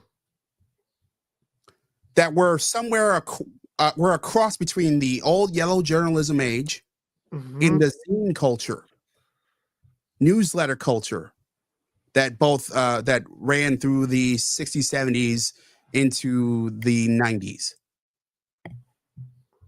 That's where we are in terms of media. So that is my why a heterodox outlet. That's my bear case for a heterodox outlet. Here's my bull case. Okay. Unless you want to respond to that one. No. I'll respond when you're done with both. Okay. My bull case for it is yes, we saw that debate. Dave Smith made a really interesting argument months, maybe a year ago, where he said, you know what would get, if CNN was really concerned about ratings, you get RFK and Anthony Fauci on TV and have them debate. Mm-hmm. And I'm like, yeah, you know what? That would be a spectacular. That would get a gigantic audience. Mm-hmm. You would put people of different political perspectives together, and you'd have them hash it out. Mm-hmm. And I do think there's a thirst for that. There were places where that happened regularly. You think Fire and Line being one of them back in the day on PBS. And even to a degree, places, like even Larry King to a degree, where you would bring on one person from one perspective, another person from a different perspective, and have them fight it out, and it just be the good faith moderator that you don't know my politics, and I think like that this kind of thing, if put on the proper pedestal, would really, really, really work. Mm. But here's the problem with it. It goes back to something I said earlier. These entities, unless one is started from scratch, would not allow it. So they're working against their own, to some degree, their own incentives in one sense. Now they're with NPR, the funding and the grants, but why wouldn't CNN just go for the big circus tent and say fuck it, just let's be a spectacle and let everybody come? Dylan Byers is a media reporter for Puck. Okay. He used to work for CNN and NBC News, and has been reporting endlessly about CNN and the inner workings about CNN. And Chris Licht, who was the former president of CNN, that was sort of, kicked to the curb, was trying to make a more balanced product there. He's the guy who got rid of Brian Stelter, and respected Brian Stelter. I used to read his blog back in the day, back when he was at TV Newser, and I think I think he does some interesting stuff. But that dude is partisan as fuck. Sure. And Lick wanted to move CNN to the center, and internally, the rank and file lost their goddamn minds. Wow. So this is okay. Well, so here's the thing then. I don't know that what we're looking at is necessarily a mark. I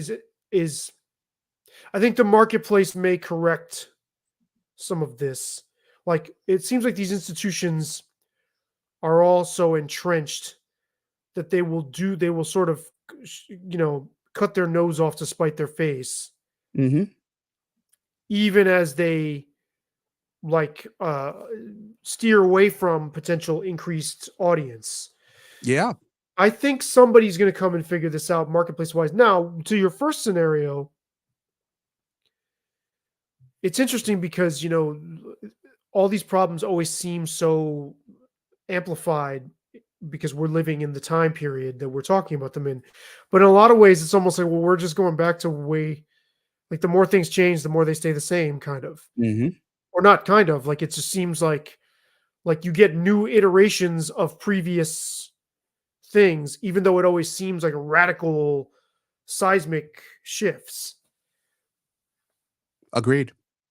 Did you see what I emailed you? That's essential before the next thing I wanted to ask you about. Okay. I'll download it. Yeah, go on. So, I mean, are you good with moving on to the? Well, there was one other NPR point, and I know we've been Okay, hammering this for a while, but it's okay. I wanted It's to okay. get this, but because I think it's really interesting. It's in my slides that I really think we touched on, but I want to go deeper because I think it's really interesting. Is it the one about the like within 1,000 miles of? N- Or, No, but okay, that's interesting. can we That touch on that too? Also, yeah, sure, that sure. piqued my. I'll pull that one up first, and then I'll go into what I was thinking. Okay. More than 98% of the US population lives within listening range of at least one of the more than 1,000 public radio stations that carry NPR programming, including longtime staples like Morning Edition and All Things Considered. That's insane reach. So, what does that suggest? That if they could figure this out, they're in good position to catch people's ears.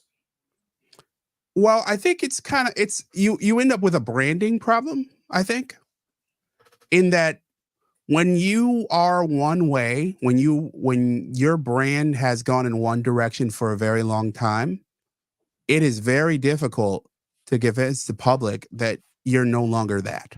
Hmm. And I think that would be difficult. Um, but their audience potential is massive. Hmm. Matt. And I think maybe they get there, maybe.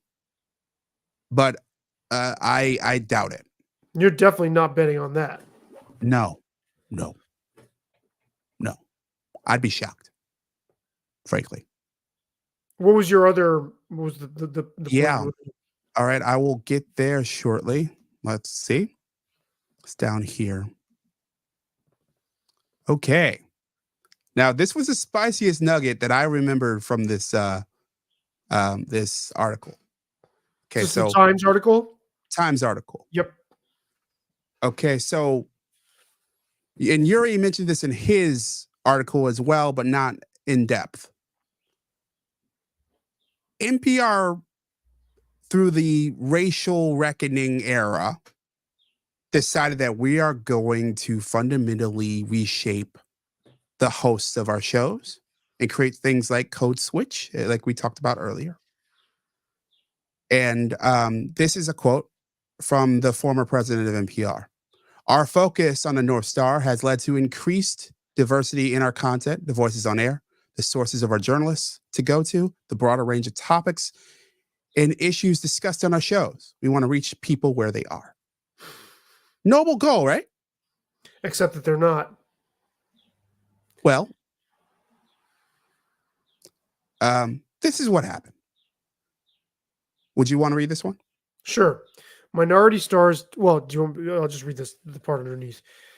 NPR's leaders redoubled their efforts to diversify their audience and workforce and closely tracked metrics for reach. They added podcasts aimed at people of color and younger listeners. They promoted people of color to high-profile reporting and hosting jobs, but not James. Just kidding.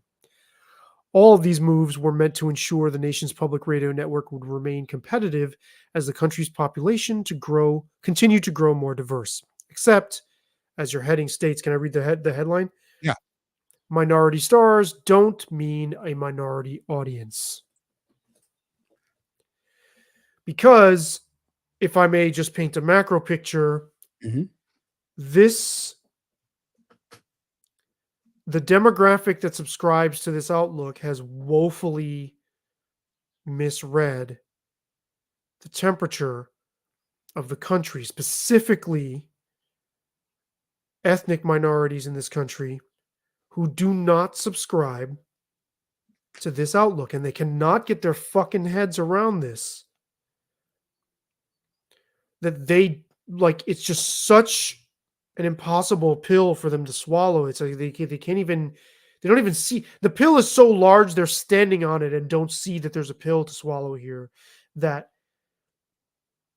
the people of color they're talking about, huge swaths of them don't view the world the same way. And this is a really big deal. Like you just get this sense of this, almost like I whenever I think of this viewpoint, it feels almost like Easter Island to me, like a social cultural Easter Island. Like we're going to fucking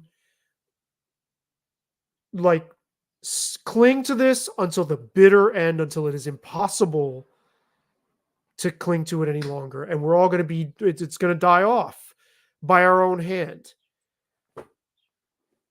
Yeah. There it is, like you're creating content instead of trying to understand who you're creating content about. It's like you're creating content for a caricature of that person or thing. Of who you think that person is. Yeah. Yeah, Or you or think that it group. should be. Yeah. Yeah. And I mean, and like I said in my tweet, they're not letting this go. This No. is the people who feel this way are it will take a force or a shock of some kind. The culture is going to have to change from under their feet, and it's going to have to be no longer socially expedient. Uh, Like the disincentives are going to have to be so strong to outwardly wear this that then people will then gravitate to whatever the next thing is. I agree and disagree. And this is where we typically come to down different paths because I think it's the market. And yes, the social incentives, yes. But I think what's more important is I think that economically, all of these outlets have to be hit so hard that they're forced to change their trajectory Mm, economically. mm. That profit drop that we talked about earlier, 25% is not enough. It's Mm. got to be like 75. Yeah, but it's going to be another in that range next year, you would think. Maybe. It's not going to take long to get there Yeah. at this rate. But even just in a year, they're not going to look at it as compounding. I like you said, they're going to cling and cling and cling and cling. They're not going to, just realize that the compounding problem is enough. And I want to go back to this because this gets even a bit more interesting, I think. Black listeners Yeah. made up roughly 11% of NPR's audience in the second quarter of 2023, unchanged from the same period in 2020. The data further showed that the share of Hispanic listeners only went up 2 percentage points in 2020 to account for 16% of the total audience. One 2020 survey from the Pew Research Center found that the people who named NPR their main source for political and election news, 75% were white, more than any other outlet except for Fox News. I love it. I love All it. right. So you're reshaping your audience, right? You're creating a bunch of new shows. You're reshaping your programming. You're programming. You're programming. My bad. You're trying to reshape your audience, or you say you're trying to reshape your audience. You're reshaping your programming. You're reshaping your hosts, and your listeners are like, of course they're gonna back off because they're like, hey, like this doesn't reflect me. This isn't. It's the same problem that Fox is having right now with the Tucker Carlson audience. Like the Tucker Carlson audience is MAGAville, mostly, not all, but mostly. Like it's a lot of MAGAville. Fox News isn't MAGAville. They're gonna get their MAGA fix from Newsmax. They're gonna get their MAGA fix from One America News Network. You know, if they listen to the programming and they feel it doesn't reflect them, if they're not comfortable with it, they're going to back up. They're going to back off. And what's the percentage of black people, do you think, in the U.S.? In the U.S.? Who feel like NPR's programming would reflect them? It's a tough one, but 2.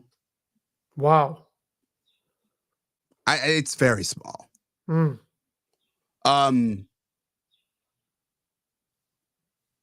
This is an anecdotal part, but the only black people who recognized me and my voice from it were either people I knew or uber liberal community leaders who wanted the airtime. Yeah, and I mean, those people we've come to learn are, I don't want to say they're grifters outright, but they definitely, they have a hustle. They profit from spreading this gospel in a very particular way. It elevates them to positions of importance. So, yeah. If even perceived importance in their own circles, but you know, it's a hustle, you know. Like I feel like when people start banging those notes, they strike those chords, I just feel like, man, you know, you're doing a song and dance here. You know, or maybe you don't know it, maybe, but it just feels like there's been an incentive to become that. I tend to agree with that. And you know, again, to tip our cap to Jason Whitlock, when he talks about people who are, he calls them African Americans. Oh, when he talks about people who are mixed, or I would extend it, I think his model is not quite precise enough, but there's people who have hangups about not being quote unquote black enough, so very educated, middle class or upper middle class, racially mixed, and certain immigrant black children of immigrant black people, or children of black immigrants. Like Godfrey is the fucking perfect example, who's like my least favorite comedian like ever. But throwing bones to this idea all the time, like refashioning themselves, or what's her name? Malika Andrews. Yeah. Is another one. You know, there's this, they carry this with a chip on their shoulder because they clearly feel, I think Whitlock has been really good at diagnosing this. They clearly feel like they are not enough, and they have this warped view of what blackness is, and they feel they have to perform and play into it. It's really fascinating. Somebody should write a book on this, actually. Yeah. I wonder how quickly it will be boycotted. How quickly who will be boycotted? Oh, the black left would boycott it. They'd say this whoever wrote it would be tomatoes would be thrown at their Oh, head. sure. They'll be like, wounded. I Yeah. feel attacked. For sure. Yeah. But yeah, I mean, I think those are interesting points. I mean, I saw Whitlock's latest beef video Oh my God. about, I think it was about Malika, right? Maybe. Where about he her coming on NBA Countdown and talking about what, not Zimmerman, Dylan, from the dude from Kenosha. Kenosha, yeah. Who, my perspective on that, just to be for first full, I think the verdict was right. They overcharged the dude. Like you could if it were, if you're you couldn't, that's not murder by just about, if that was in New York State, that wouldn't be considered murder. Like in any state in the union, it wouldn't be considered murder. You could probably get manslaughter, maybe. But Yeah, you I have remember. a shot at manslaughter than you would murder with that guy. I remember when you broke Oh, down Rittenhouse. that case for me, and Yeah. when you broke down the facts of that case, we Yeah. weren't streaming, but Mhm. you broke down the facts of that case compared to the way it was presented. I was like, holy shit. Yeah. What It was a sad. what a huge chasm between those two. And like that's the thing, like you couldn't say that Mhm. at a gathering of most of our friends without like you Yeah. like people would be, in some cases like you couldn't say that out at a bar without somebody like that People were potentially pissed at getting me. A lot of right. people were pissed at me. How dare Well, me? where did you say it? Oh, I said it to friends. I said it. I did say it at a bar. I did. And I did say it. I said it at work too. And Whew! that did not go well. But What happened? just people looked at me like I was crazy. Like it was like what the hell?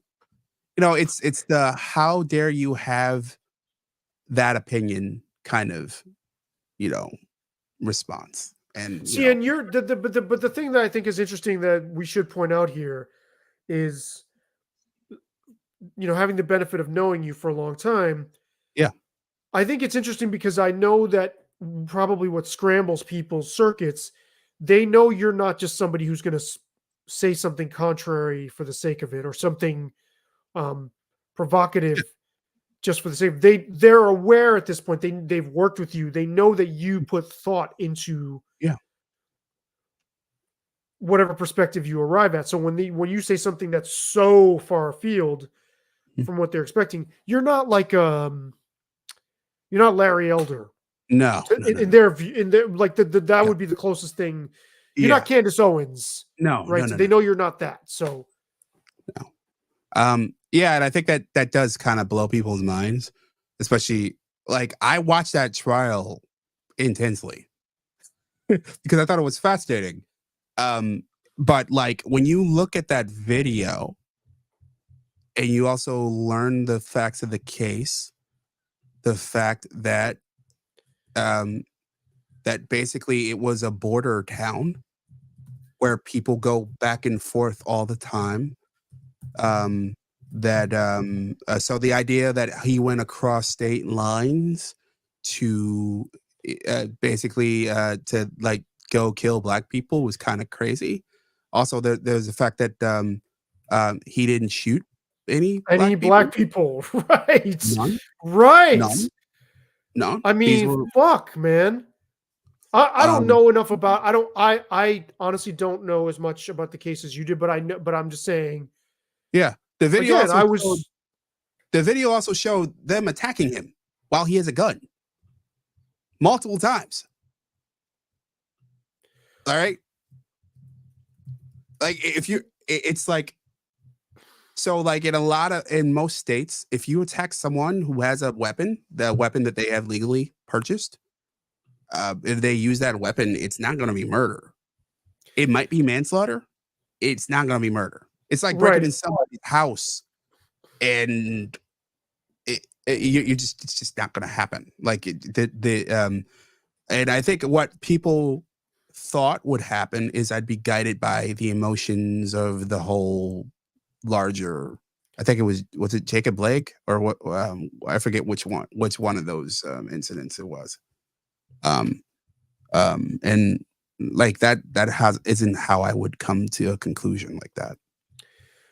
Well, I mean, yeah, like also you, according to your like breakdown, you presented it like he legitimately was going there to try to prevent looting. Yeah.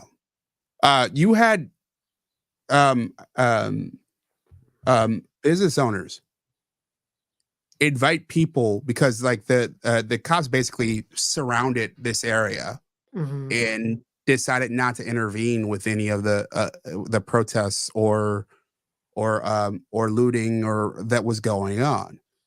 And you had that he and other people were invited there to, hey, can you protect my property? Mhm. Mhm. And that's how he got there. Like it wasn't like some like, say what you will about Rittenhouse sense.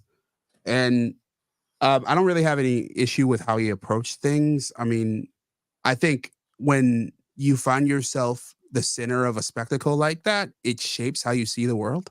Yep. It dramatically changes it. And you can become the very thing that people were accusing you of becoming. Yeah. So So, and I see this, it's a very similar thing with Aaron Rodgers. Now, like there was a big New York Times story about him today. And where, they basically taking him down, beating him up. And I think Aaron had always been a little bit hostile to the media, but he became really hostile once he started being attacked for not taking the vaccine that could have killed him because he is allergic to part of the compound. yeah, man, that like don't get me started on that whole thing because Yeah. and the way Jimmy Kimmel and the problem is though that he has to be careful with is that when you become embittered and defensive, it's easy for us to say because we haven't been attacked that way, but it turns you into a very bitter defensive, puts you in a bitter defensive posture very easily, and then that only gives your opponents more ammunition. You have to try really hard to come across as measured, and he doesn't always come across that way. I mean, he makes sensible points, I think, but he's just basically Often. shouting Yeah. into a void. Yeah, I mean, but but Sure. but but the sports media is so fucking, you know, aligned against him or any form of any light getting through their rhetoric that they're going to try to make him out to be a crazy person. Ditto for Kyrie. I sent you something else. Now, Yeah. um, Yeah. I got it. Yeah.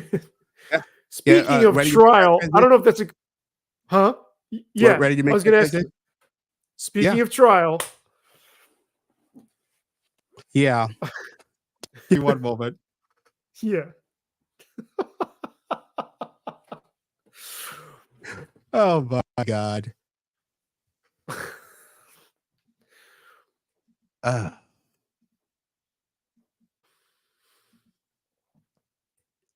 While we're on the subject of legal proceedings, that's a big yes. giant fucking hint. Bum, bum, bum, bum, bum, bum, bum, bum, bum, bum, bum, bum, bum, bum, bum. There we go. Well, I sent you something else.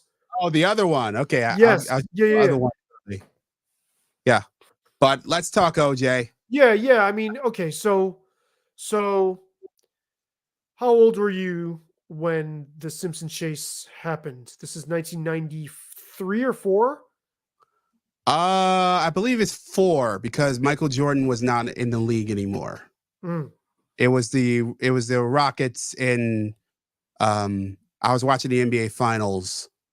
Um and I still remember to this day, clear as day, Bob Costas and Tom Brokaw talking about, you know, um, OJ and Al Collins on the loose. It was one of the craziest things ever. I How saw old were this. you? I 10 years, was 10 years 20. older, right? Yeah, I was 21, Yeah. and I watched it. Like, I mean, the stats of the people who watched it, I was floored It was by. insane. Yeah. Yeah. It was insane. It was a different era. Um, I it was I forget. Was it 70? I thought it was higher than that, but this is what I wanted to ask you about because somebody who's kept up with media for your whole Yeah. life, I mean, this ushered in a whole new paradigm, basically, right? I mean, is that overstating it? No, no. I think it changed the way that like that man. It changed the way that trials were covered. It changed court TV emerged. My beloved soap operas went down in flames because of this. You were Um into soap operas? oh yeah. I grew up a soap opera fan. I did not know that. Yeah. My mom and grandma and sister were all obsessed with soaps, and I ended up watching soaps. They're So easy to get into. They hook yeah, you, yeah, even yeah, as a kid. Yeah. yeah. Yeah. So as a kid, I was watching the shows. Yeah. So So um, innocent, right? That feels so innocent to think yeah, about that time, doesn't it? yeah, I yeah, remember my grandmother watched the Spanish ones on yeah. Telemundo, which is the Mexican network. They're good. Um, and she would watch them with my mom, and my grandmother would be like muttering things in Spanish to the TV.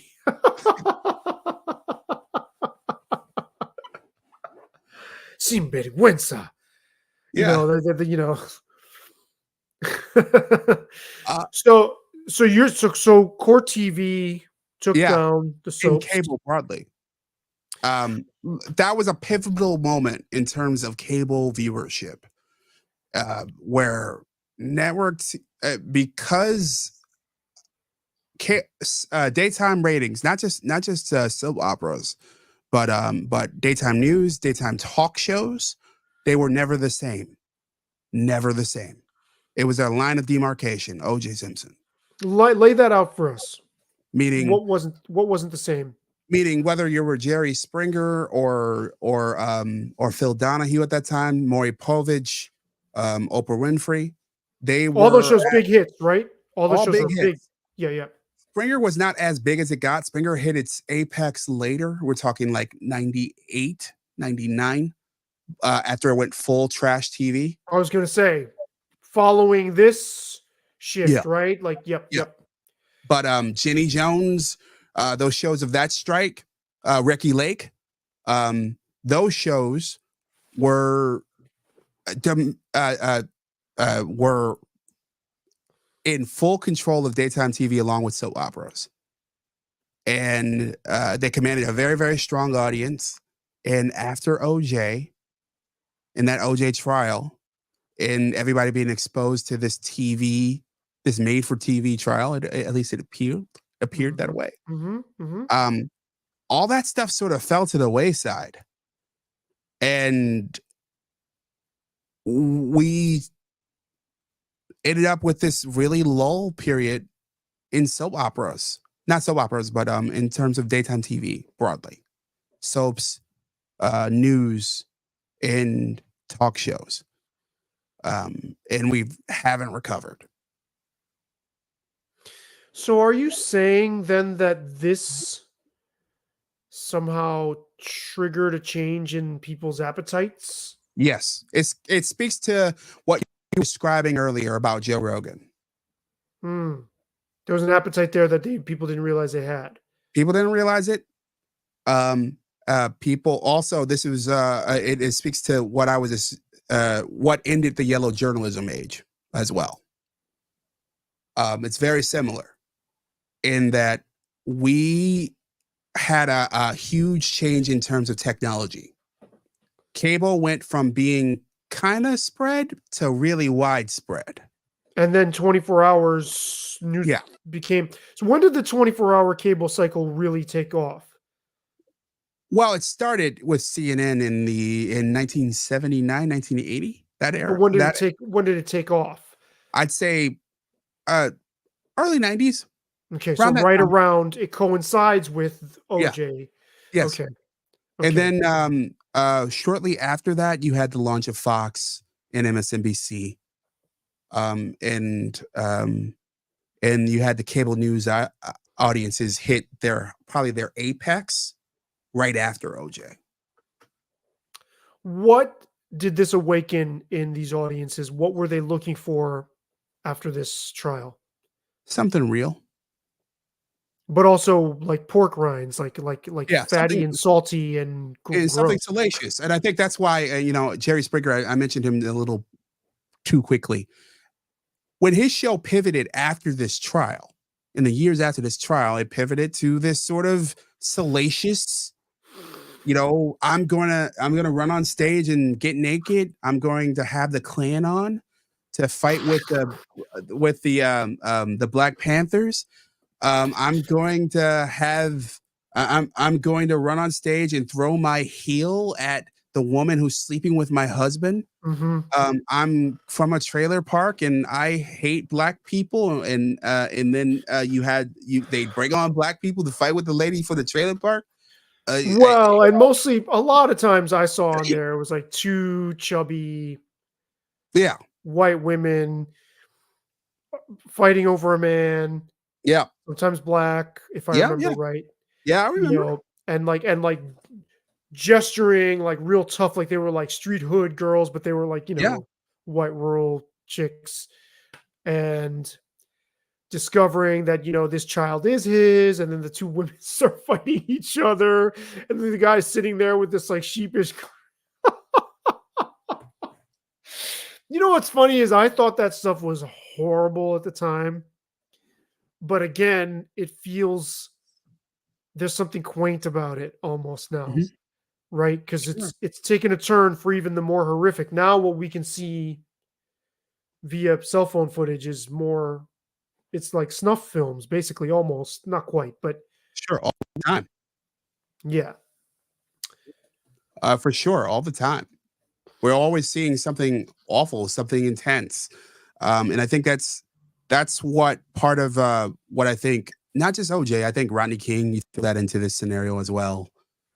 This the first time that we've seen like sort of constant coverage, even if you throw in Desert Storm in the coverage of those events where we're seeing the same image over and over and over and over again. And it fundamentally changed the way that news was covered. Mm, Also, this was toward the end of the period where news was a loss leader. hmm Um, it used to be, hey, we have news on 60 Minutes doesn't need to make money.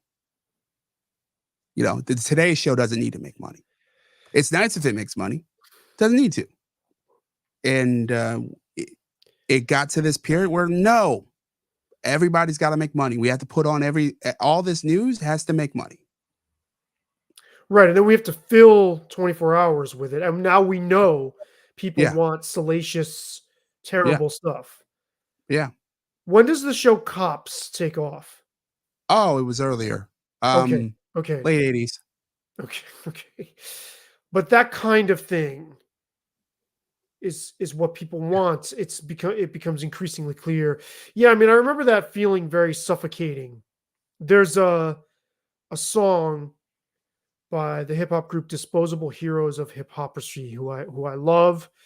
They have an album called Hypocrisy is the Greatest Luxury. That's Michael Franti before he was fronting Spearhead. And they have a song called Television, the Drug of a Nation, Breeding Ignorance. And he talks about Desert Storm being just being broadcast like a TV show, Yeah. which I thought was very profound. And this comes full circle to Jane's Addiction because they have a song called Ted Just Admit It, that's a reference to Ted Bundy. but now the news is just another show, and I find that line so profound. This is 1988, by the way, Yeah. when they wrote that, but it's so Yeah. it still gives me the chills to think about that because it still rings so true. Sex is violence. Show me everybody naked and disfigured. Nothing shocking is the line from that song. And man, did that end up being true? And that speaks to the other our previous conversation. Look, I do think that was a pivotal moment where news became entertainment, and I don't think we've looked back. And it was already as you were describing with Franti, and I could go back even further. I think of the old Mike Wallace. I'm going to show up at the shady business, and like and would do it in a dramatic way, and do the take out these shysters on TV kind of thing that they used to do in 60 Minutes. But I do think that was a moment where news crossed the Rubicon. It became entertainment first. Mm. Now, wouldn't we say, though, in retrospect, or looking at our current moment and trying to read the tea leaves of where we're headed, yes, we have the proliferation of all these horrible things, or junk foody kind of bad for you kind of shit online, doom scrolling, blah blah. But are we not coming around to something more nutritious? I mean, there's lots of no. No. JB said nah. I think we have more nutritious options, but for the masses, it's TikTok. It's an Instagram full of these short videos of just random girls doing weird shit. Um, Mm. it's the OnlyFans world. It's I don't think in macro we are back to a new, more nutritious media environment. No, I I don't think think we're healthy as a species in yeah, macro, yeah, we're but definitely there not. are Mm. things sprouting that I find encouraging. Um, yeah. Look, I think there are some things that are sprouting that I find encouraging. I don't think that they are.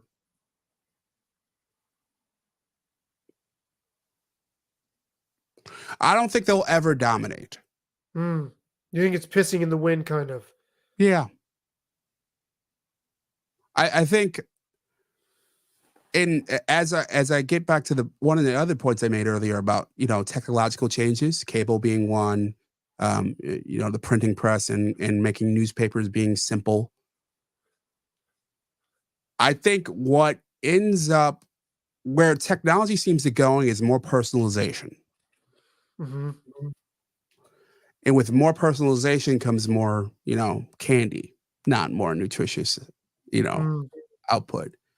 Unless you demand it because you do have control of your algorithm. You can simply, have nutritious content. But, I like candy too. Sure, who doesn't? You know who likes candy too is Mace and Cameron. They were about to give OJ a gig as an NFL weekly commentator. And I just thought their defense of it was so shitty. I don't like their show. I mean, obviously it's super successful and you know, but as I always say, McDonald's and Hitler sold a lot too. Um I'm not comparing those guys to Hitler, obviously. Yeah, I And got I you. mean and they're they're entertaining, but they defended it, but I felt like it was just like, why don't you just come out and say we'll just fucking do anything for a dollar? Yeah. I mean, that's essentially it. I You mean, know, it was just so. I mean, I think the outrage towards OJ is also a little bit um misguided. hmm. I mean, I think I don't know. I mean, I wasn't fucking there, but it seems obvious. The one thing that Whitlock pointed out that I've always thought is very perverse about him is that he never seemed contrite at all. Yeah. He wrote a book. If I did it, this is how it happened. Right. And the same journalist who did the Spin ongoing AIDS investigation series, she did a piece on he basically, there's a really amazing story about how like she interviewed him about it, and she didn't record his statement, and her editor said, no, that's fine, you can go with the statement anyway. And it was just like, man, this is not something somebody would say if they were innocent. I don't remember the exact quote. I don't want to quote it and fuck it up. But I think people race to defend him to overcompensate for the fact that people are outraged because it's a black man killing a white woman. But I also think the people who go ahead. I do think that's certainly a large part of what made it such a maximum media story. It is a black man, one of the most famous black men in America for decades at that point. Remember, this guy was a Heisman Trophy winner, I believe, in the late 60s. And let's show him in his finest moment that I sent you the picture of. Let me pull it back up. Yeah, like he was this classic film. This classic film, forever tarnished by OJ's indiscretions. This is this is an American classic. Don't let OJ fuck it up for you. Don't let OJ take this away from us. I saw this in the theater, goddammit, and it was awesome. Yeah, look, I think this got to be a big camera one. I look, the biggest part of the appeal was it was a race war fight, and that's how it played out, and that's part of how the verdict happened the way it was. Some of the worst arguments that I've heard for it, especially during that period of the summer of love that we talked about, and of course, the George Floyd, was that that OJ was, and I believe it was an op-ed, that OJ was the OJ verdict was the first salvo in the fight for social justice. And I'm like, what the hell are you talking about? Like, see that, that pisses me off. That pisses me off. But I also think that the outrage is also, it's okay. Like, he murdered somebody, that sucks, and kind of distance yourself from it. You murdering someone is bad. I know. I get it. I get that. Getting away with murder is horrible. Right. And like I'm saying, I thought what Cameron and Mace were doing is disgusting in hiring him and like rehabilitating his pop culture image. But I don't want to fucking hear Doug Gottlieb on his high horse inveighing against OJ either. Like, shut the fuck up. Just call it for what it is. You know what I mean? You don't need to apologize, be an OJ apologist, but you don't need to lean into it either. Because how many murders happen all the fucking time? How many athletes have done shit that is, or resulted in killing people? Andy Reid's son got into a drunk driving accident and a child died. Okay. To me, that's way fucking worse. And we don't hear shit about that. Yeah. So agreed. shut the fuck up. Shut the fuck up, Doug Gottlieb. Well, I agree with part of that. Look, all right. Brutally murdering your wife and her friend. Was he a friend? Or boyfriend. I don't know. I don't know that is better than the Andy Reid kid situation. I forget his name.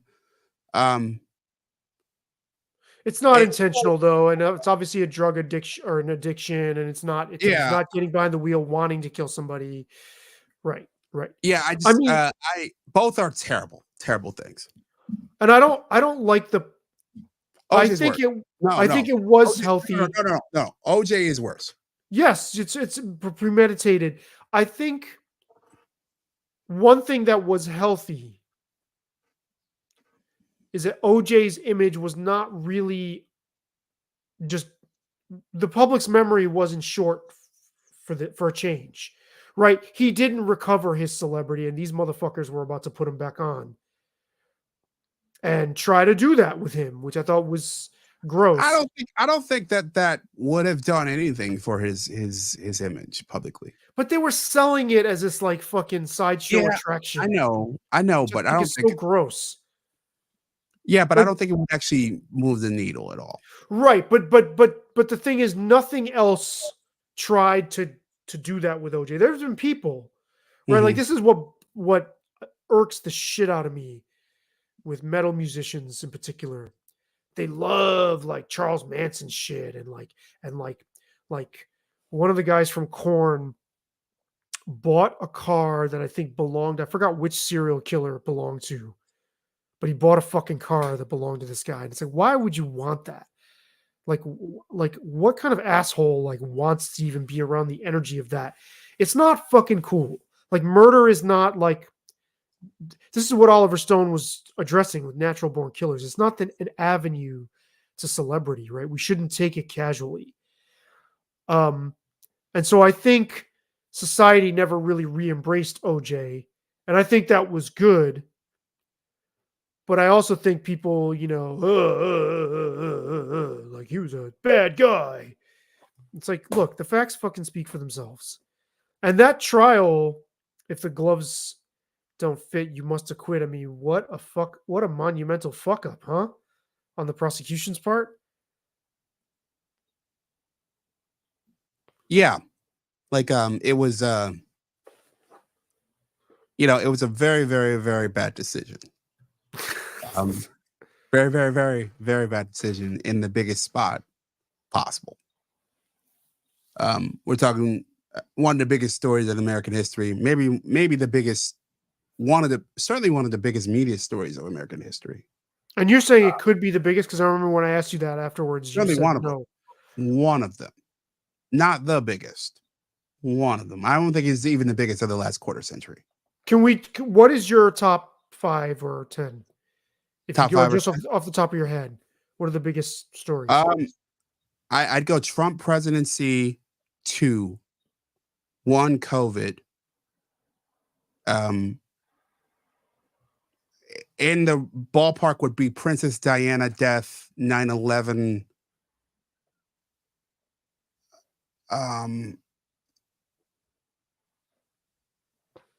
Kennedy It would assassination. American history or American Or history yeah, 25 or years. Let's just go our lifetime. my lifetime. So I'm turning 40 next month. So I'll go back 40 years. So in 1984. Reagan getting shot. But was that even that? No, Because he didn't die. no. Well, it was huge, but it was not. But it was. It's not. It's not in that 40-year period. Mm-hmm. For me, at least. Mm-hmm. But it was a big story. I think the Challenger was a bigger story. Just gonna say that. I was just gonna say that.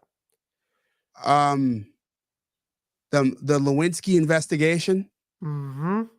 And the whole Yeah. Clinton scandals of the 90s, both in terms of your like mainstream media and your alternative media, everything from Juanita Broderick, who is on Twitter throwing bombs all the time, to to the whole Vince Foster thing, to the to of course Monica. Ken Starr, that was we're talking 6 years Mm. of one of the top 5 or 6 stories in America. Mm-hmm. But I don't think that tops Trump or COVID. And I thought for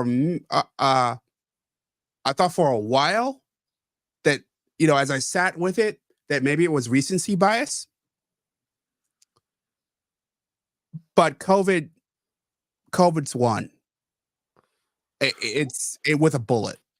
Well, I mean, it's dominated every. There are more avenues of media now, and it's dominated Not all just that. It dominated everything. Yes, from every perspective every possible. perspective. You can find them all. And it's dominated every element of our lives for So I mean, but that's why I wouldn't put it number one because it's so extraordinary. It's like if the moon exploded yeah. and the world was. That's why it's got to be number one, though. But I mean, But that's what made OJ so extraordinary. OJ's so extraordinary because you had a Heisman Trophy winner back then when winning the Heisman Trophy was like winning the Best Actor Oscar, Best Actor Emmy, national title in the Super Bowl all in one. That's what it was back then for him. He was, and then he goes on to be one of the biggest athletes of the 70s. And then he goes on to be a TV and movie star. And then he kills his wife. And then it becomes one of the biggest media stories on TV 24/7 for a couple years. Like, that's why it's hard to get him out of the number 3 hole. So prior to Donald Trump winning the presidency, he probably would have been number 1, even ahead of 9/11. And that's saying something. Wow. Okay. 9/11 is certainly up there. It's in that top 5. But man, I mean, I'd say 9/11 is 4. 9/11, I don't think lasted as long in terms of media coverage. In the broader impact, you could argue that the whole war on terror that followed, you could probably wrap that in there, and certainly it keeps it in competitive. You know, I can make 10 different arguments why it's number 1. You know, But it also got absorbed into that. Yeah, right? We didn't sustain our grip on that event for 2 fucking years. And I would argue that whether it's Donald Trump or COVID, that it was a sustained grip. And even after Trump went away, it was like our media complex was begging him to come back. Sure. Because the ratings that came with him were crazy. Yeah. For Fox, for MSNBC, for everybody. So, yeah. And Princess Di may be 5th. Her death, you could argue her whole, like, from the marriage to Charles to the death, because she was a draw in newspapers, she was a draw in magazines and tabloids, she was a draw on TV. And I just remember Keith Olbermann. This was on his first stint at MSNBC. He was talking about how, like, when Di came on, it was Princess Di 24/7. And then even after, like, stuff started to fade a little bit, they'd just repeat yesterday's news about Princess Di. Right? Like, it was that so strange thing. That's so strange, especially for American viewers. But the Brits and the British throne is so captivating to a cohort of American news watchers, mostly women. My grandmother and mom watched the wedding. I remember being a kid and watching it with them. And that's the biggest part, right? You had this fairy tale wedding that ends in a divorce. And then she's trying to reclaim her life. And then it ends in tragedy. And I can even see the smashed up car I believe I was watching NBC News on a Saturday night. All right. Shows you how Yeah. eventful your life was at the time. Well, I was like, I don't know, 14 or something. Oh, 15. Okay. Yeah. Like I think I was watching one of their Saturday night shows, and they broke in, and it was Princess Diana's dad in Paris. So, um, I I'd say that she probably her life and death is probably fifth, Hmm. but that's my list. Um, um, but OJ's third. What's yours? I don't know. I mean, I can't think of anything else. I wonder where Columbine would be on that, but that's not, that doesn't, Uh, that's more it of a would be lingering, somewhere. yeah, It's far back. it's more of a lingering effect than it is the actual, I mean, the memory of the event itself Yeah. certainly still reverberates. Well, school shootings as a meme, you could argue that like you could probably lump them together as sort of a concept uh that it's just been a massive story up to like Uvalde Hmm. last year. Was that last year or the year before? Oh, it was the year Year before. before, I think it was 2022. 2022. Yeah, that's what I think. Um, yeah, so like you could argue, I could argue, I could lump them together and probably make a case for it being in the top 10. Yeah, but I like, I would, my only gripe is I would take COVID and put that at 0 because it's like it's so huge, it impacted the entire planet. Of course, it's going to be covered. You know what I mean? Mhm. It's like so, I don't know. You'd make it the COVID memorial list.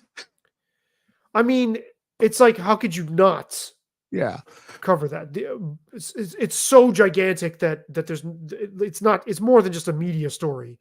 All It's like right. the central preoccupation. But you're right. It is in the number one position. I just would put an asterisk by it because All what right. else were we going to do? Well, We're not going to talk about it. well, I'd say in American news, number 6.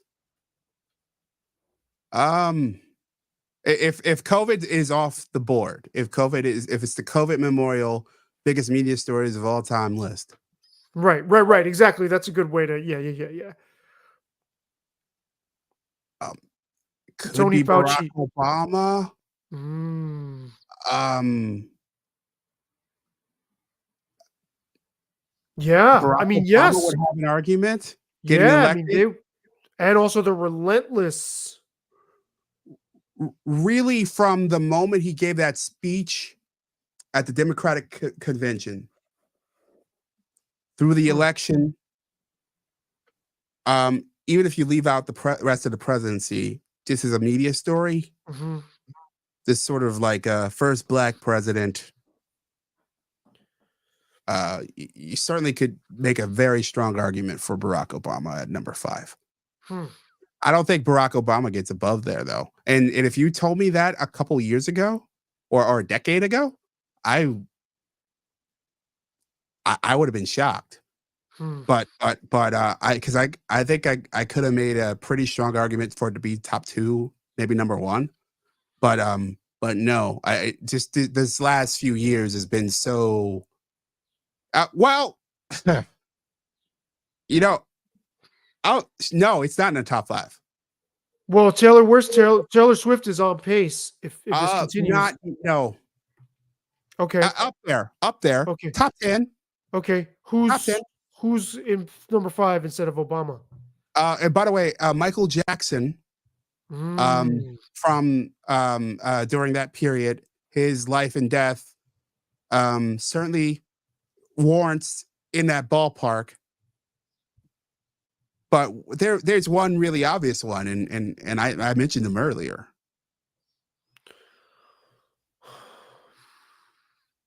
give me a hint. Summer of Love, baby. Oh, George Floyd. Yeah. Yeah. I mean, George Floyd would be number 5. So number Yeah. 5, George Floyd. Um, number 4, can't believe I'm about to say it. Number 4 is 9/11. Number 3, Is OJ. OJ. And 2 is Trump, and 1 is or well, oh yeah, right. We're bumping. Yeah. So if it's COVID, 2 it's is Trump, Princess Di. Right. Trump. OJ, Princess Di, 9/11. 9/11, and I could argue 9/11 over Princess Di. You could go either way. They're about Okay. tied. Okay. And then George And Floyd. Floyd. So 3 of the top 5 are the last few years. It's been an insane. It's one of the craziest news stretches in the history of America. Hmm. And you think it's recency bias? At least that's where my head usually goes with this kind of thing. But no, it's like this has been nuts. You can track it, you're saying. The analytics will show. Absolutely. Well, listen, don't worry, America, because NPR is on the case. Yeah. And thank you for the 2 people who are still with us. Holy shit. They must have fallen asleep. They must have fallen asleep.